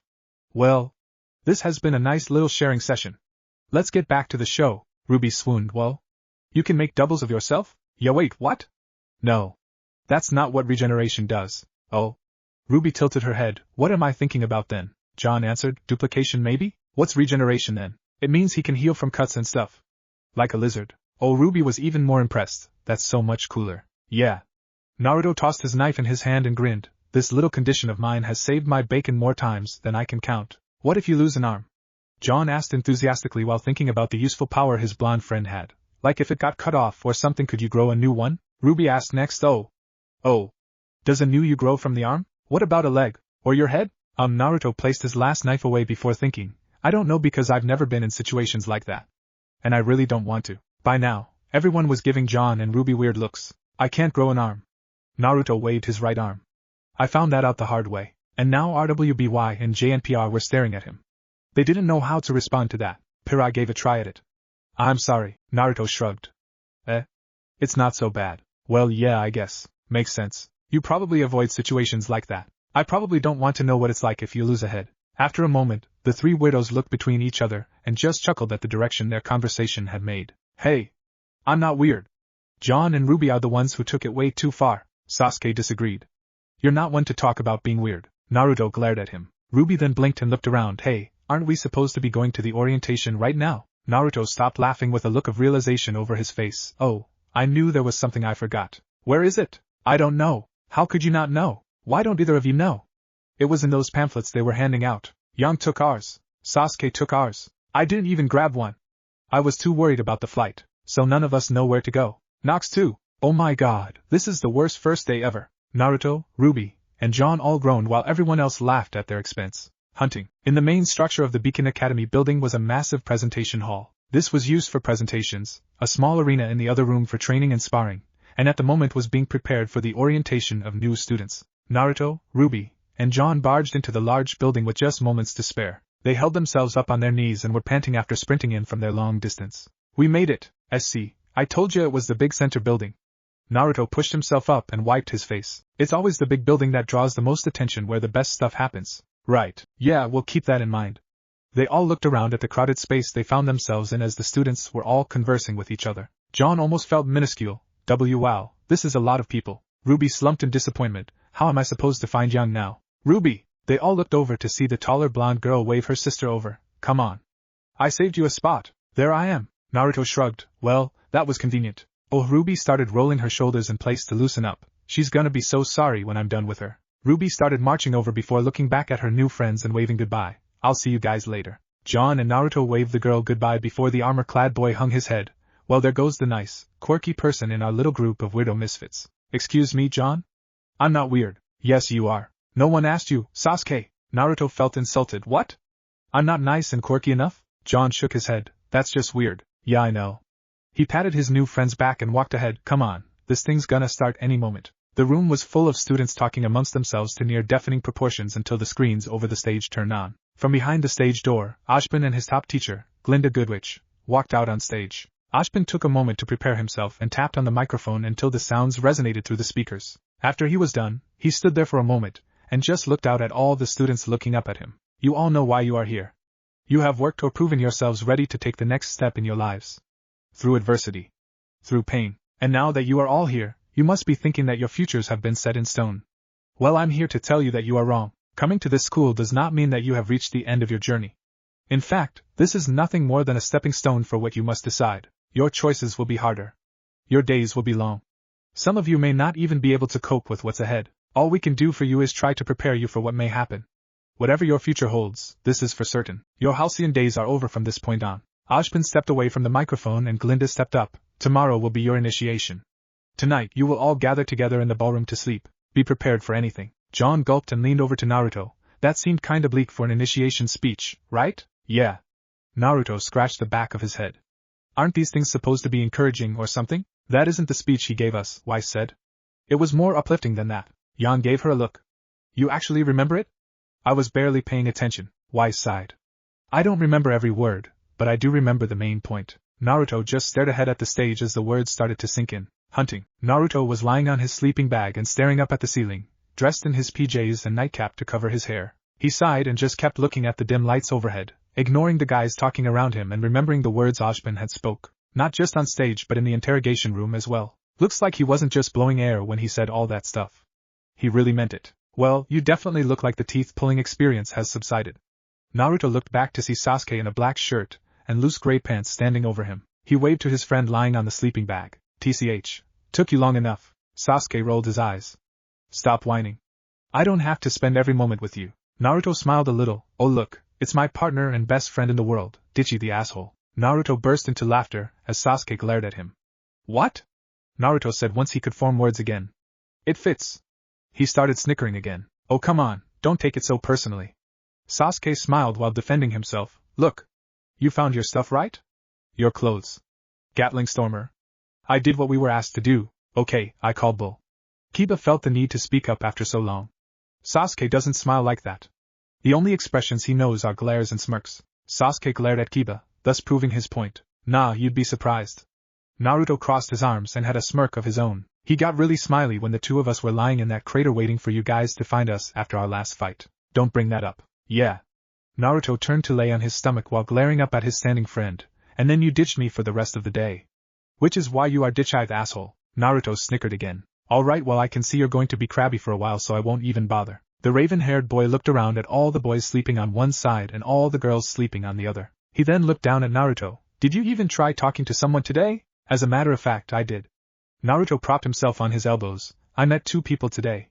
They were nice. Cool. Funny.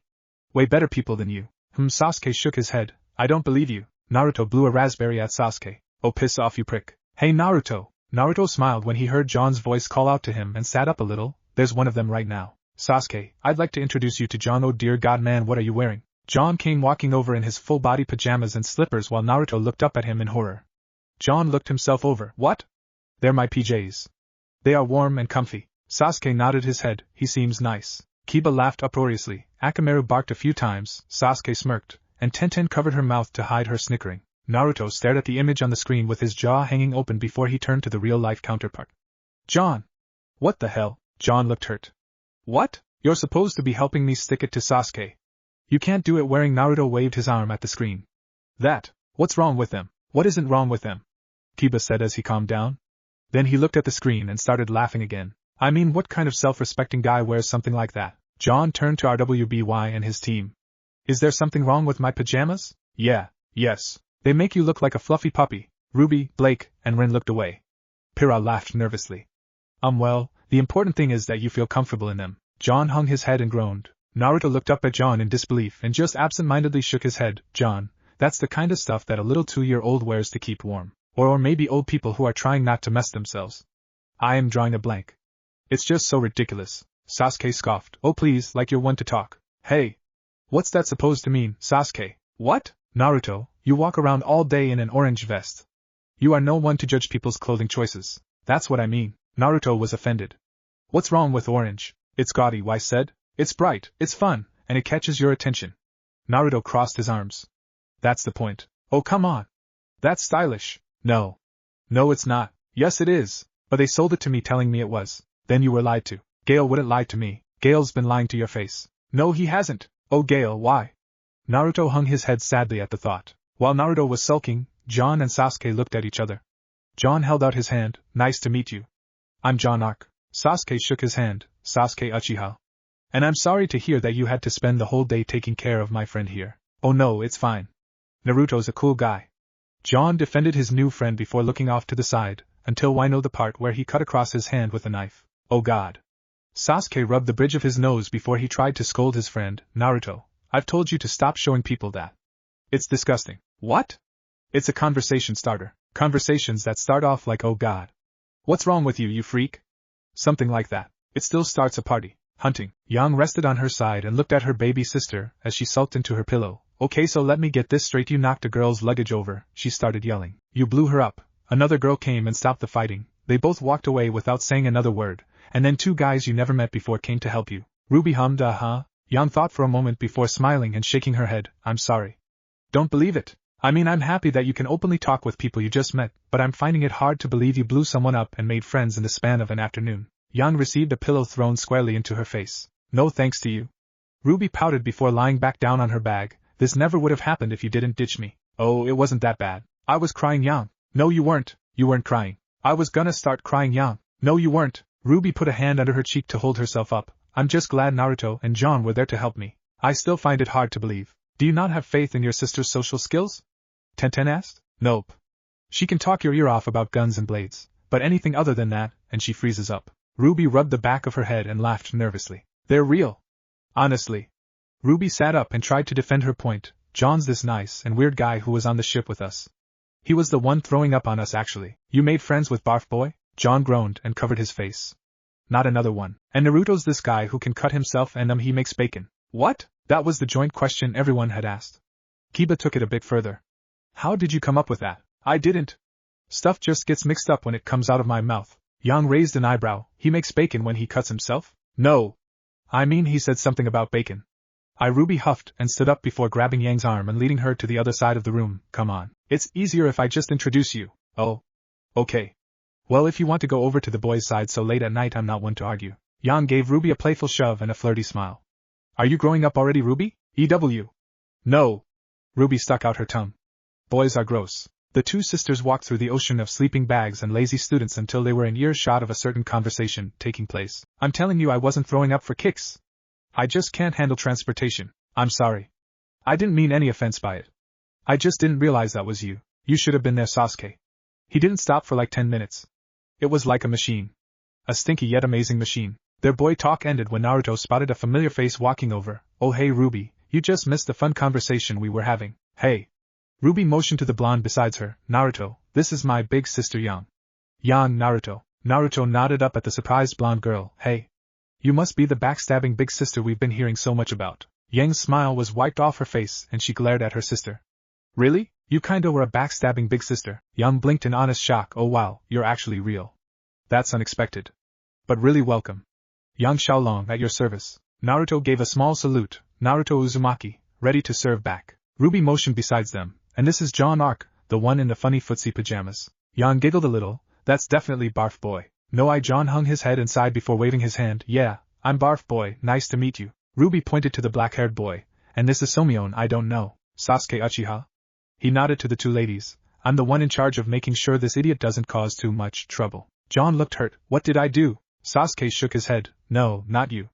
That idiot. John, you shouldn't assume people are talking about you when they say idiot, Pira said softly. Yeah, I know. Naruto scoffed. Like you ever stopped me from making an idiot out of myself. Yeah. You never did. Ha! Naruto sat back and crossed his arms with a smirk. Everyone else stared at him for several seconds, waiting for him to realize what he just said. It didn't happen. Wow, Ruby, you were actually telling the truth about these guys. That's great. She patted her baby sister on the back in pride before she groaned. Oh god, you really blew someone up. I told you. Sasuke blinked in confusion. Wait, someone blew up? You didn't know someone blew up? He wasn't there to find out. Because he's ditch-eyed ass. Sasuke interrupted. How did someone blow up? Naruto sat back up. Hey. You can't just cut it off like that. I just did. It was an accident. I have allergies. When stuff like that gets up my nose, you blew her up with your allergies? No, with dust. You sneezed dust? Yang grabbed her head. Oh my god, how did we get into this conversation? No, she was just waving dust all around and it got up my nose and, excuse me. Oh. The little group of students all turned to see Weiss with her hair down and wearing a nightgown walk over to them with a firm level in her voice. I'm sorry if you haven't realized yet, but there are people here trying to sleep, so if you could you. Ruby hid her face. So no. They all looked towards the youngest member. What's wrong? She's the girl I blew up. Oaks 4. Weiss rubbed her face. I should have known it was you causing such a ruckus. Yang took a step forward towards the stubborn heiress. Hey, look, Weiss. Weiss, I'm sorry if you had a bad first impression of my sister Ruby. But I promise she isn't as weird as you might have believed her to be. Naruto snorted. Ha! That's a lie. Hey! Yang threw a bag of chips at him. Naruto hesitantly groaned. Well, no! Yang sent him a threatening glare. Nothing from you. Yang threw a mostly full water bottle at him. Hey! Stop throwing things at me, ugh. Weiss rubbed her temples with a pained groan. I think I'm starting to get a migraine. Well, that's a shame, gorgeous. A pretty little snow angel like you shouldn't be in such a stressful situation. John slid by her side and spoke with confidence nobody believed he had. Maybe you need someone like John Arc to help you through the pain. Please tell me I didn't just do that. The shinobi were too busy laughing to reassure him. Kiba put his face in his hand. I can't believe you hit on her wearing those stupid pajamas. Weiss took a moment to look the scraggly blonde boy over from head to toe. No, okay. Worth a shot. As they watched the footsie-wearing boy walk away, Weiss turned forward again. Look, I just want to go to bed and prepare for the initiation tomorrow. So get your little apologies out now. And where did she go? Yang looked behind her to see nothing there. She looked around for her little sister before looking at Naruto and Sasuke. Where'd she go? They pointed off to the side where Ruby was making her way over to the wall. So you saw her wander off, and you didn't stop her? Yang asked. Naruto shrugged. No. I mean, if I had a chance to get away from someone yelling as loudly as Weiss, I'd take it. Sasuke nodded in agreement. Ruby, it's rude to walk away in the middle of a conversation. Sorry, Weiss. Ruby sneaked her way past all the other people until she finally arrived at her destination, and waved at the girl sitting against the wall. Hello. Oh, look. More Blake. The bow-wearing girl in a black kimono looked up from her book to see the young girl standing over her. Oh, aren't you that girl that blew herself up? That's not a nice way to greet someone, Tenten said. Yang slung an arm around Blake's shoulders. Yeah, she can be even worse than Ruby, but it's by choice. Blake pushed Yang's arm off. I blew me and Weiss up, but yeah, that's me. Ruby put her hands behind her back and felt nervous talking to the aloof girl. I never got a chance to thank you for helping me earlier. I didn't even ask you your name. Mine's Ruby, just so you know. She went back to reading her book. I'm Blake. It's nice to meet you, Blake. She noticed the bow-wearing girl was still paying attention to her book. So what book are you reading? Blake's eyes looked up at Ruby before looking back at the pages. It's a story of a man with two souls, both fighting for dominance over each other and ownership of their shared body, and both suffering the consequences of the other being in control. If I am the chief of sinners, I am the chief of sufferers also. Books about duality like that always interested me. Naruto blinked. Wait, are you seriously reading a book like that? I finished it a while ago, but yes. Why? 'Cause before Kurama and I became friends, he'd take over my body if I used too much of his chakra. Blake stared at him. Oh. So I guess it would be pretty ironic for you to come across a book like that. Yeah. Oh, that's cool. Ruby felt completely overwhelmed by Blake's superior taste in literature and terminology. What the heck was duality? Was it edible? Blake gave Ruby a flat look. Edible? Really? Ruby laughed nervously. I never read books like that. Ruby chuckled awkwardly. I guess I was always more favorable of picture books and stuff. Stories about knights saving princesses and saving the day. Blake laughed lightheartedly. Well, most children are raised on books like that, so they leave a very strong impression. But you shouldn't let stories like that set your whole ideal about the world. There are far worse monsters out there than dragons and Grimm, and some of them might be walking around us without our even knowing. Yeah, I know. Ruby nodded her head with a faint smile on her face. I know that the world isn't as black and white as we're supposed to believe, but I still think that there are people that can do some good out there. Are you sure? There are some pretty bad people in this world that would do whatever they can for their purpose. Yeah, but we're still here. Ruby looked around at all the students filling the ballroom. Everyone that's come here is doing it for different reasons. Different goals, but we're all trying to make the world a better place any way we can. Even you and I might be able to do something to help better the world. That's what it takes, Naruto said. He smiled at Ruby. No matter how hard it seems, you just gotta keep pushing forward. It'll be tough, and a lot of times you'll just want to give up. But it's worth it in the end.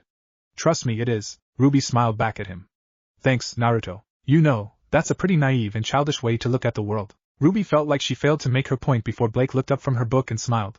But that doesn't sound so bad when you think about it. Ruby cheered up and smiled. I guess we'll just have to see what happens, huh, Blake? Yeah, I guess you're. There you are. Oh, wow. Talk about killing the moment. Weiss came marching over with a scowl directed towards the silver-eyed girl. You've been bugging me all day and it stops now. You actually have to track someone down to tell them that they're annoying you? That's not how it's supposed to work, Weiss growled. Oh, be quiet. And you? You were there with us too. I remember what you said. Ruby! Yang came running over next. I tried to stop her, but she was talking so fast that I got worried and confused. Yeah, that happens a lot with Weiss. Ruby, wait. Wait. Stop everything. Naruto came running up behind before he breathed out in relief. I didn't want to miss a moment of this. Okay, continue. This earned him scowls from all girls present, and a punch in the shoulder by Yang. Yang gathered up all the trash and crumbs on her couch into a ball and threw it at Naruto. Damn it! Cut it out. You aren't helping in the least. Weiss turned back towards Ruby and pointed at her. You need to seriously leave me alone. This situation has only gone from bad to worse with your involvement. Ruby begged her. Please let me make it up to you.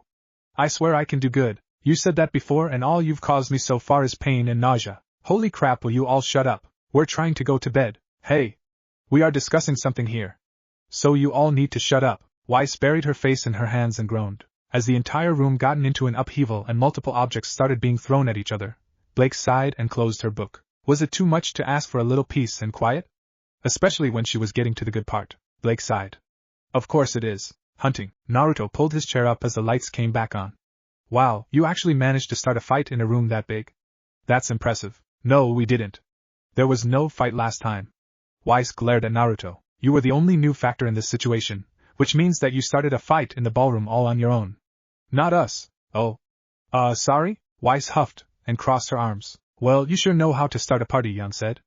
Looks like we'll get along great. Nora pumped her fists. Yeah. Imagine all the fun we'll have together. Hang on, can we take a bathroom break? John asked. I didn't get a chance to go after class. I've been holding it all day. Yeah, I really need to go too, Ruby said. I'll be right back. She sped off in a shower of rose petals. Kiba hopped off the couch. Might as well go now. As the others headed to the bathrooms, Naruto got up and walked over to Blake. So, I'm guessing faunists don't have it so great, huh? No. No. Stay back. Hey. Cut that out, Blake, he's just a dog. He's not gonna do anything. Bark. You heard it yourself. I said cut that out. Sasuke rolled his eyes as the girl in black Blake cowered in the corner and flailed her sword at Akamaru. Really, you'd think Akamaru was a tailed beast with the way she freaked out around the dog. Kiba and the blonde girl entirely too similar to Naruto Yang, and wasn't that ironic had intervened, but Sasuke didn't see that ending well. The fact that the hyperactive girl Nora had inserted herself into the situation to hug and pet Akamaru made it worse. Kiba had called Blake a cat faunus, and the redhead Pyrrha had said that faunus had animal features. If the bow pressed flat against Blake's head was any indication, she had a pair of cat ears underneath that bow. Sasuke thought back a few years. He'd thrown out the cat ears, but Nikoba and Tamaki probably still had the paw encyclopedia. He really should visit them more often. But returning to his original line of thought, there was a loud and energetic blonde girl named Yang, which Naruto had an affinity for, and a quiet and serious black-haired girl who was part cat, which Sasuke had a connection to. It was only 2 points between dimensions and not nearly enough to create a theory, but Sasuke still had to wonder if there was a deeper connection between them than the voice had implied. If so, did that make Yang and Blake alternate versions of Naruto and himself? Had one of the dimensions influenced the other, either during the formative process or at some point after? Or were they both influenced by another? So many possibilities. He was tempted to pose the question to the screen and see if the voice would answer, but then he'd have to explain his thought process to the room and he didn't particularly feel like doing that at the moment. If he were Nora, he'd start thinking about whether being sister dimensions made the formation of hunting or bust, as they taken to calling it, the child of lesbian incest on a metaphysical level. But he wasn't, so he remained blissfully unaware. Sasuke looked around the room. The hooded girl, Ruby, was excitedly detailing the specifications of her scythe to Tenten, who looked torn between paying attention and helping Kiba. Naruto had struck up a conversation with Pyrrha and the other blonde John that the white-haired girl Weiss had been drawn into. The black-haired boy, Rin, was sitting quietly on his beanbag. He met Sasuke's eyes. Understanding passed between them. They were the ones who had to deal with the antics of the people they called friends. The most reasonable. It was their burden to ensure the consequences were addressed. Rin looked at a remote, then back at Sasuke. He understood the question in Ren's eyes. Should they just start the next episode, regardless of who was watching? Sasuke nodded. Ren quickly but discreetly pressed play.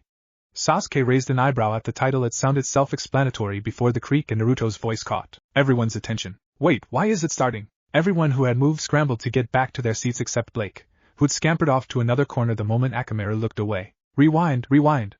Nora was frantically mashing the button into the remote, not caring that she was constantly changing the speed every time she did so. The lights dimmed as she reached the beginning. You started it without us, didn't you? Naruto hissed. No, Sasuke said honestly. What's a landing strategy? Hunting. The locker door clicked and slowly started to creak open. Inside was the long red scabbard, 5 smaller scabbards strapped to it with 2 handles on both sides and hooks similar to Stormer's. Ruby gasped. Oh, Naruto slowly started to grow a malicious grin and pulled his blades out of the locker. He looked them over. You guys have been getting eager, haven't you? The black bandana-wearing blonde sat down on a bench and started tracing his finger over the scabbards. That's right, boys and girls, we're back in action today. Now I know we've heard all the stories and rumors that this initiation test is supposed to be a hard task not many people can finish, and let's be honest, a few of these guys probably aren't gonna make it. That's right, we've all got eyes on John. What? John looked at Naruto in alarm. You think I'm gonna die? Naruto blinked. Honestly, what he'd seen of John in the last episode hadn't been promising, but even Naruto knew that it would be really rude to say it. So he just shrugged. Who knows? Somehow, John didn't seem reassured. I wouldn't put much stock in his opinion, John, Sasuke said. The other ninja looked at him in suspicion. Sasuke didn't go out of his way to reassure. He's talking to inanimate objects. His mental faculties are obviously defective. There was the jab they were expecting. Shut up, Sasuke. What's wrong with Naruto looked back at the screen, where his pa's counterpart was smirking at the swords in his lap. What's wrong with what I'm doing? He finished without any real conviction. Dude, you're talking to chunks of metal like they can understand you, Kiba said. Akamaru barked in agreement. What were you saying about not being weird? Naruto sank into his seat. It's not weird. I disagree, Weiss cut in. It's normal to talk to an inanimate object during a fit of emotion, but not to hold a one-sided conversation with it. Ruby looked back and forth between the ninjas and Weiss. Wait, what's weird about talking to your weapon? I do it all the time. I rest my case. But we shouldn't be worried. Not in the least. Because this is a chance to show everyone in Beacon just how awesome you guys are. You're still doing it. Naruto sank further into his seat. Naruto, it's been a while since we had to fight Grims, but we haven't forgotten how to do it. Yang's hand waved in front of his face. Yuhu, Naruto. Yang groaned. Don't tell me we have another weapons geek. One is enough. I'm not a weapons geek, Naruto mumbled. Tenten's the weapons geek. Tenten frowned at him. Now let's make sure we're all ready. Naruto twisted the hilt, and the compartment of Stormer's hilt flipped open to reveal dozens of arrows he had placed inside. Yang took a step back until she stood near Sasuke and shook her head. Okay, you were right, he's out of it. So this happens a lot, I suppose? Not usually. Only when it's something big and he gets excited. I guess that means he's gonna try and take this seriously, so that's a plus. Sasuke looked behind them. I see you have to deal with something similar. They both looked towards Ruby as she hummed a catchy tune and sharpened the massive blade of Crescent Rose. Needless to say, it was an odd sight to see such a cute girl happily grind a whetstone against a scythe twice her size. It's more common than you think, Rin said. Sasuke shook his head and attached Falman Reflection to his side. He looked between the two distracted teens. Should we just leave them until it's time for the test? Ruby began to panic. What? You guys are gonna ditch us again? We won't ditch you, Yang said flippantly. I probably will. Don't worry. Yang cracked her fingers and smirked. I learned a very special and effective way to bring people like this out of a trance thanks to Ruby. What? Yang, that's not better. Yang decided to first try and pull Naruto back to the real world. She stood behind him and waited. Naruto snapped himself out of his depression. Wait, what's she gonna? Smack. Naruto glared at Yang. She smiled back. Ow. Naruto yelped and held the back of his head after Yang harshly punched it with her gauntlet. She waved and gave him a cheeky smile as Naruto hissed at the pain. Geez, I think you cracked my skull. Well, you're the guy with the miracle band-aid powers, so I'm not all that worried. Yang walked over to Ruby, her on the other hand. No dash. Smack. Yang. AAHHHHWHYYYYYYYYY. Ruby fell off the bench and started clutching her head when she felt the familiar smack resonate through her skull. Yang placed her hands on her hips and nodded triumphantly. Well, I think that worked. Kiba, Tenten, Pira, and John stared at the screen in horror. Is that normal? Tenten asked. Yang, that is abusive and dangerous behavior. It worked, didn't it? Yang, you are several times stronger than the average human, Pira scolded. A punch that hard from someone like you will take out a noticeable chunk of someone's aura at best. By hitting Naruto and Ruby so soon before the initiation test, you are putting them at risk of injury or even death. Don't get your bra in a twist, Pira. Yang shot back. We handled it just fine last time. Maybe so, but you'll only get stronger as you go on, and the missions will only become more dangerous. Pira refused to back down. This isn't a habit you can keep if you value the well-being of your team. No one's ever said anything about it. That isn't an excuse. Yang crossed her arms and rolled her eyes. Whatever. Naruto and Sasuke cringed at the sight of the young girl rolling on the floor while grasping the back of her head. She moaned and looked up at her older sister with teary eyes. Why? Because I know better than anyone that once you start cleaning Crescent Rose, you go into every nook and cranny. Then you start fiddling with the barrel, and the magazines, the slide, and everything else you find. And when you're finished, the afternoon's gone and you're hungry. I just saved you missing out on the test. Ruby sat up and continued rubbing her head. There are better ways to do that. Your better isn't as effective as my way. That is not effective. Ruby glared up at her big sister before looking over at the two boys watching from the side. You guys think this is bad, right? Would you treat a sibling like this? Naruto shrugged his shoulders. No idea. Only child. Sasuke looked off to the side. Me and my brother didn't usually interact like that. Hana might smack me around in a spar if I did something stupid, Kiba said, but not for no reason like that. Sheesh, I'd hate to think about what you'd do if you actually got mad. She blew up a bar and got banned for life one time. Ruby! The shinobi stared at Yang in concern. Pira resolved to see Professor Goodwitch about signing Yang up for anger management sessions. Ruby just glared childishly at them before hugging her weapon in its standby mode. Well, it doesn't matter what the rest of you think. Crescent Rose always need my attention to make sure she's in effective condition. My baby likes to show herself off when she's around other people. Sasuke and Yang looked at Ruby in bewilderment, but Naruto nodded his head in understanding. Yeah, I get that. Sometimes you just want to show your weapon off to anyone and everyone you can. Make them jealous. He turned around and brought attention to the sheaths on his back. I'm using today as a chance to get all these little guys back into play. Ruby cheered, yay. Someone else gets it. Ruby looked at Naruto hopefully. Naruto shrugged and went, meh. Ruby's hope at finding another kindred soul shattered into 1,000 pieces. The other two fighters looked between the odd duo before Yang raised an eyebrow. She looked at the bandana wearing blonde. Hey, why do you have those extras? Naruto tilted his head. What? All those extra swords on your back. Why do you carry them around? Because they aren't extras. Naruto turned back around. I use all of these guys in battle when I need to get serious. Yang blinked in surprise. How many is that? Well, these all have 2 small swords in them, so that's 10 swords. And then there's Stormer, so that makes 11. Yeah. So you have 10 small swords as backup in case something goes wrong. No. I use them all when I need them. Yang was starting to get ticked off. How can you use 11 swords at once? That's not practical. Seriously, how are you going to use 11 swords at once? I don't know. I told you, I don't use swords, Tenten hummed. If I had to guess, I'd say you have wires attached to them to use them like a barbed whip. She put a hand to her chin. Or maybe it's something like B7 sword style. You know, where he has a sword underneath each joint. Ruby had stars in her eyes. That sounds totally awesome. Yeah. Nora shouted. What if you roll up like a hedgehog and smash into people with your swords? John was confused. Can hedgehogs do that? Who cares? It's awesome. Naruto was silent for a moment before he rubbed his chin and hummed. He walked over beside Ruby and asked, Hey Ruby, why would you have something like a massive scythe with a sniper rifle if it wasn't practical? Ruby played along. Well, Naruto, the same reason someone would have 11 blades to use at once. She had a spunky face and looked back at Yang. Because it's awesome. She gets it. Naruto and Ruby did a quick high five while smiling, content with themselves at proving Yang wrong. They were already smack talking in sync, but Ruby looked at Naruto.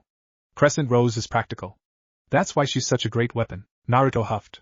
Ruby, I'm trying to make a point. You're supposed to back me up. Oh, sorry. Yang was fuming and about to burst before she took a deep breath in and out. Sasuke decided to dissolve the tension. Okay, now that we're done arguing about weapons, are you guys ready for today? Yang's demeanor changed back into her excited, eager self and she started bouncing on her feet. Oh yeah, I'm ready for anything. She then turned to Ruby. Do you have everything? Ruby rolled her eyes. Yes. Extra magazine for your gun? Yes. Extra magazine just in case? Yes. Your hood? I'm wearing it. Just checking. Did you eat enough? I ate plenty. Ruby grumbled in annoyance at Yang's overprotective tendencies. I ate my pancakes. I drank my milk. I've eaten enough. Oh, you could never eat enough. Naruto disagreed. I think as long as there is space in your stomach, you need to eat something. That's true. Nora shouted. I need more food. She ran to the snack table and microwaved some popcorn. Sasuke rolled his eyes. Yeah, we know, Naruto. You're like a trash compactor when you see food. Ruby and Yang nodded in agreement. They decided to have breakfast together as one group and the two girls were shocked to see how much the whiskered boy could stuff down his gullet. Oh come on, I'm not that bad. Oh, you're definitely that bad, Kiba said with a smirk. You guzzle ramen like there's no tomorrow. But that's ramen. Naruto countered as if it explained everything. It's still gross. Ruby looked up at him. But you ate an entire plate full of pancakes earlier. Yang added, you ate an entire second plate of pancakes after that. Sasuke scowled, you ate my pancakes. Sasuke glared at Naruto. Don't eat my food. If you really wanted them, it's your fault for not stopping me. Naruto crossed his arms and smirked at his logic. Naruto looked confused. But you said you didn't like pancakes. Nora's head snapped around from the microwave. What? See Sasuke? I was just making sure you didn't waste anything. I said I didn't think I could eat a full plate of them. And I didn't. Because you ate all of them. Oh, so you're just weak, Nora said. What? Yeah. Nora ran back to her bean bag and began munching on her popcorn. It's not that you don't like pancakes, you just can't eat a lot of them because you're weak. Sasuke's eye was twitching dangerously. It's nothing against you personally, Sasuke, Rin said. She just takes her pancakes very seriously. Oh sorry, I didn't know you meant it like that. Naruto then just grinned and stretched out. Oh well, what's done is done. Let's get ready for test. What do you think it's gonna be? Tournament? Puzzle? I really hope it's not anything to do with writing. Yang and Ruby grimaced, in full agreement that a written test would be the worst way to have a test. Sasuke sat down on the bench. I hear there's something about making teams with people. Ruby groaned and looked off to the side. Great. More fun with strangers. Yang looked over to her unenthusiastic little sister. Oh don't worry, it's not gonna be that bad. Just do the same thing you did yesterday to talk with Naruto and John. You mean blow up myself and the heiress of a world-renowned company? Yang was silent for a moment. She looked off to the side. Okay, maybe not the exact same way. Did you blow yourself up a second time? Naruto asked. No. Weiss did. Weiss was scandalized. I did not. Wait, Weiss blew the two of you up? Yang asked. Yeah, she set the forest on fire when we ran into some beowulfs. Only because you charged into the path of my fire dust, and I had to redirect it. Naruto chuckled at the sisters' banter before he looked around and noticed one of their new friends was nowhere in sight. He looked a little harder. Speaking of John, where is he? He said he was gonna look for his locker with all his stuff in it. But that was like half an hour ago. Did he get lost or something? He said he didn't remember putting his stuff in a locker with a really high number, so he went looking around. Naruto blinked before he chuckled nervously. Okay, now he really was worried that John was not gonna have it easy during this test. Thanks for the vote of confidence, John grumbled. Hunting. Weiss typed the password for her locker and pulled the metal door open. She pulled her holster out before carefully taking out Murdermaster and placing it at her left side. She locked the rapier into place before humming with a small smile and nod. She shut the door and looked to the girl locking her armor into place. So, Pyrrha, how are you feeling about the exam? Pyrrha made a noise in the back of her throat. She remembered this conversation well. The red-headed girl strapped on her bronze pieces while sitting on the bench. She clicked them together before looking up at the girl with the small scar near her eye. Well, I'd be lying if I said I didn't feel anxious about taking the exam. But at the same time I'm very eager to see what happens. Oh, just what I'd expect from the top-ranking student of Sanctum. Your excitement is almost contagious. Weiss sucked up and returned Pyrrha's smile with one of her own. Okay, time to lay the seeds. Well, Pyrrha, what do you think about the idea of making teams during the exam? Weiss blushed as she noticed everyone looking at her except for Pyrrha, who was very deliberately not looking at her. What? Pyrrha was easily the best person to partner with. Of course I'd try to get into her good graces. But what about me? I'm a good partner, right? Weiss immediately realized the faux pas she just committed when she saw Ruby's insecure expression. Yes, you are. But before I realized how good of a partner you could be, I thought Pyrrha would be the best, she recovered. I think it's an amazing idea. Pyrrha said with a smile as she opened up her locker and pulled Milo and Ako out to secure on her back. She shut the door. I really want to see what everyone else in the academy can do in the battlefield. Oh, I'm sure they're all just amazing. But I doubt many of them could stand up against you. Weiss said with an innocent tone as she fluttered her eyelashes. She feigned realization. Wouldn't it be great if we were on a team together? Cough kiss ass. Asterisk cough asterisk. Weiss whirled on Nora. What was that? Yang snickered. You wanna go wash your face, Weiss? You got a lot of brown on your nose. Oh, be quiet. She's got a point, Naruto said. I mean, sheesh, you're acting like all those girls who threw themselves at Sasuke. Sasuke made a face. Don't remind me. Pyrrha laughed and nodded kindly. Yes, it would be something. But I doubt we will be able to control the situation we find ourselves in so easily. We might just have to let fate decide for us who we work with. Yeah, I suppose you're right. But it would be fantastic if we did work together. Pyrrha looked to the heiress with an honest smile. Perhaps you will get to work alongside one of the friends you made last night. Friends? Yang's voice dripped with skepticism. That wasn't a friendly conversation. Well, you were making a lot of noise, Pyrrha tried to rationalize. Maybe I thought you were just anxious? Pyrrha sank in her seat when she saw the looks on everyone's faces. That was a socially blind moment for her. Yeah, maybe Weiss' eyes widened and she looked to Pyrrha in shock. What? What friends are you thinking of? The ones you were talking with last night in the ballroom. When you were with all those boys and girls. Weiss waved her arms. Oh no. Those people were not my friends. They were just obnoxious, annoying strangers I had the misfortune of meeting earlier that day. No, in fact, I barely even met two of them. The rest were just people along for the ride. Wow, love you too, Weiss. Well, Weiss threw her hands up in the air. We didn't make very good first impressions on each other. She's not wrong, Sasuke said. Oh, I'm sorry. I didn't know that. Pyrrha patted Weiss' shoulder. I'm sure today will play out better for you than yesterday did. Yes, I'm planning on it.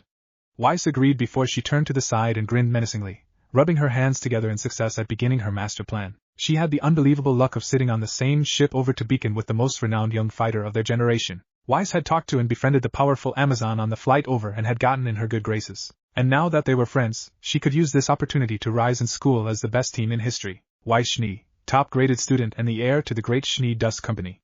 And Pyrrha Nikos, best student and rising star of Remnant. Together, nothing and no one could stand in their way. Pyrrha cringed, her face heating up. Fortunately, Weiss seemed to be just as uncomfortable with how her other self was acting.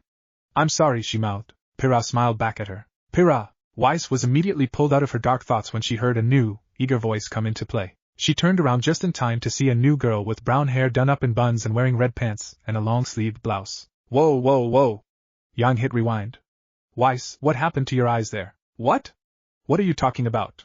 There's nothing wrong with my eyes. Yang looked around the room. Am I the only one who saw that? No, I saw it too, Sasuke said. Saw what? Naruto asked. Yang hit play, then paused right as Tenten walked onto the screen. Weiss blushed as several people burst into laughter at the way her eyes moved. Yang shrieked, "What the hell is up with that?" Weiss balled her hands into fists, and waited for the laughter to end. When it took too long, she swiped the remote from Yang and hit play. She glared at Ruby. "Traitor." "Sorry, Weiss," Ruby said through her giggles. "But it was kinda funny." "No, it wasn't." She ran up to the redhead. "How are you feeling today?" Pyrrha looked towards the other girl, ready for just about anything. Tenten. "How about you?" Tenten smirked and grabbed her bicep, like I could take on a whole army of Grimm. "That's great to hear." Pyrrha realized that her two new friends were not yet acquainted with each other, and took a moment to introduce them. She turned to the shorter white-haired girl. "Weiss, this is the girl I met yesterday after we got off the ship. She showed me the way to the main presentation hall when I got lost. Her name is Tenten Tamura." Tenten waved. "Hi. Nice to meet you." Weiss looked at the newcomer and narrowed her eyes. Strangers were bad enough. Strangers getting chummy with your ticket to success were even worse. She deadpanned. "Weiss Schnee?" Tenten's eyes brightened. "As in the Schnee Company Schnee?" "Oh wow, I didn't know we had such famous people coming to school this year." Tenten started to grin. "This is so wonderful." Tenten groaned. "Why am I being such a fangirl? Didn't Guy-sensei say you were crazy about being the next Tsunade when you were a kid?" Kiba asked. "I was never this bad." "Why don't you like fangirls?" Pyrrha asked. "I don't like girls who start screaming the moment they see someone famous. It's just embarrassing for everyone." Weiss blinked in surprise and flipped her hair with a smirk at the recognition she was receiving. She was glad to know that there were still some people that knew her and didn't take potshots at her family business right off the bat. She smiled. "Well, I'm glad to see some people still have the decency to compliment a person when they meet." "But Tenten, right?" The bun-haired girl nodded. "Tenten, do you know who this girl is?" She referred to the taller warrior beside them with a proud tone. "She's... Oh, I know. Pyrrha Nikos." Tenten interrupted while trying to control her giddy joy at being next to one of her heroes, the strongest of the next generation. Four-time consecutive winner of the Mistral Regional Tournament, she set all-time records and achievements no one in the last few years has been able to make. "She's..." Tenten's eye was twitching. Tenten realized she had caused Weiss to lean back in surprise and even shocked Pyrrha with her quick talking. The hidden weapon users coughed into her hand and fixed her clothes before standing up to look dignified. She looked to the redhead woman. "I'm sorry about that, Pyrrha. Old habits." Pyrrha laughed awkwardly before waving off the other girl's concern. "It's all right. At least you're trying." Weiss had a small scowl on her face while she looked between the taller girls in front of her. She closed her eyes and calmed her thoughts. Okay. This was fine. No problems. It was all still salvageable. This new girl was just a fan of Pyrrha. Anyone would be. As long as nothing else got in the way, her plan was still in motion. "Hey there, Snow Angel. I thought I saw something beautiful in the corner of my eye." Weiss and John groaned as people snickered. Weiss in frustration and John in embarrassment. "You got guts, I'll give you that," Kiba said. "I don't think a lot of guys would be able to look their crush in the face after what happened last episode." "John, while I appreciate the fact that you have finally stopped hitting on me, I suggest you keep my alternate self's opinion of your alternate self from dropping any lower by leaving her alone." John ducked his head. "Well, it's not like I can make him stop." Weiss squealed before jumping into Pyrrha's arms like a scared child. Yang patted a red-faced Weiss on the back. There, you'll be brave enough to face the big, bad John someday." A growl was her response. Meanwhile, Nora had an idea. "Hey Pyrrha, catch me." Woof! She looked back to see the same scraggly-looking blonde boy with armor from yesterday waving at her. Weiss groaned while Pyrrha lowered her to the ground. "Ugh, it's you again. I thought you gave up." "Sorry, not in my style. I'm just too stubborn to give up on the first try," he said while leaning against the locker, not realizing that his shoulder guard was causing him to slip against the locker and fall flat on his face. The girls watched him pop back up. "I'm good. I am okay. Oh man, this is just painful." Despite his words, Kiba didn't look very pained. "Yeah, I don't even think I was this bad when I was chasing after Sakura," Naruto said. "You think it's bad for you?" John asked. "At least you aren't making fools of yourselves. Speak for yourselves, boys." Yang had a shit-eating grin on her face. "This is the best entertainment I've had all week. Stop taking pleasure from my embarrassment." The two other girls were confused by this boy's sudden appearance and strange personality, as Weiss rubbed her temples. She grumbled, "Okay, listen, John, right? Listen, John, today is a really big day for a lot of us. Exams. Teams. The fate of our futures being set up right in front of us, you know, that whole song and dance." John's peppiness shrunk a little. "Right. Well, maybe you should spend a little time preparing yourself for making a team and not talking to random people that obviously aren't that thrilled with talking to you." "That's a hint, John," Nora said from Pyrrha's lap. Pyrrha was a little confused. "I was thrilled you were talking to me." "Well, I'm willing to give him a chance," Tenten said. John was silent for a moment as he considered what she said. He then had a suave smile take its place. "How about if we make a team? Then we can talk as much as we want." "Oh my god, it's like talking to a brick wall," Weiss bemoaned as she circled around and away from the rest of the group. They watched her walk and tried to calm herself down. "I'm sorry to say this, John, But I feel like you're being intentionally dense, Tenten said. He is. Wise shot him a glare. He was not this bad the first time around. John scratched the back of his neck. Yeah, sorry. Well, Pyrrha tried to find a way to put a positive spin on it. Perseverance is a good thing, isn't it? Can't argue with that, Naruto said. I made a lot of friends just because I didn't let myself get pushed away. Pyrrha laughed lightly before looking to the taller boy with a smile. It seems like she's quite surprised to see someone so determined to talk to her. Well, Mama Arc didn't raise no quitter. John looked at the two other girls before waving at them. I'm John Arc, by the way. Sorry if I didn't introduce myself yet. Tenten chuckled. I'm Tenten Tamura. Pyrrha waved her hand. And I'm Pyrrha Nikos. Tenten, Pyrrha, it's very nice to meet you both. John said kindly to the two ladies before he tried to talk with them. So are you guys making a team with each other? Pyrrha thought it over. I didn't think that's how it's going to work during the exam. Oh. Okay. Well, that's good to know. John seemed nervous and immediately asked again. Do you know what kinda exam we're gonna do anyway? Because I didn't know, and if they already mentioned it then I wasn't listening and I don't know, so breathe. Tenten interrupted when she saw John's face turn light purple. Just breathe. Are you sure you're okay, John? Tenten asked. Purple isn't a healthy color. I'm fine. John scratched the back of his neck. I was really nervous before initiation. I'm doing better now. John nodded and took a deep breath in and out before he felt his head start to clear. He nodded to the bun-wearing girl. Thanks, too needed that. He sighed. Yeah, I tried to keep my cool, but when I heard all that stuff about teams and futures and paths being set today, I kinda almost lost it. Tenten rolled her eyes. Yeah? Almost being the term to define. Pyrrha smiled. Don't worry, John. I'm sure you will do fine today. Just trust in whoever you're teamed up with and have each other's back. Right. Okay, yeah, that's good advice. John nodded and took a deep breath through his nose before looking at the two women. So what about you girls? Ready for the exam? Well, I'm prepared for everything. Tenten said, and I'm sure Pyrrha will be fine because, well, she does stuff like this all the time. John looked at the redhead. Oh, you do? What, was it like a prep school where you take tests and stuff? Pyrrha looked mildly surprised while Tenten was utterly shocked by his lack of knowledge about the celebrity. She motioned to the armor-clad woman. Pyrrha Nikos? The Pyrrha Nikos? Have you not heard of her? John shook his head. No, I've heard of her. She said her name a minute ago, and now you've said it a few times too. Pyrrha giggled at his simple answer. Wait, how famous are you, Pyrrha? Tenten asked. I thought you were just a local hero, but my other self is making it sound like you're a celebrity. Nora wrenched Pyrrha's head forward. She is.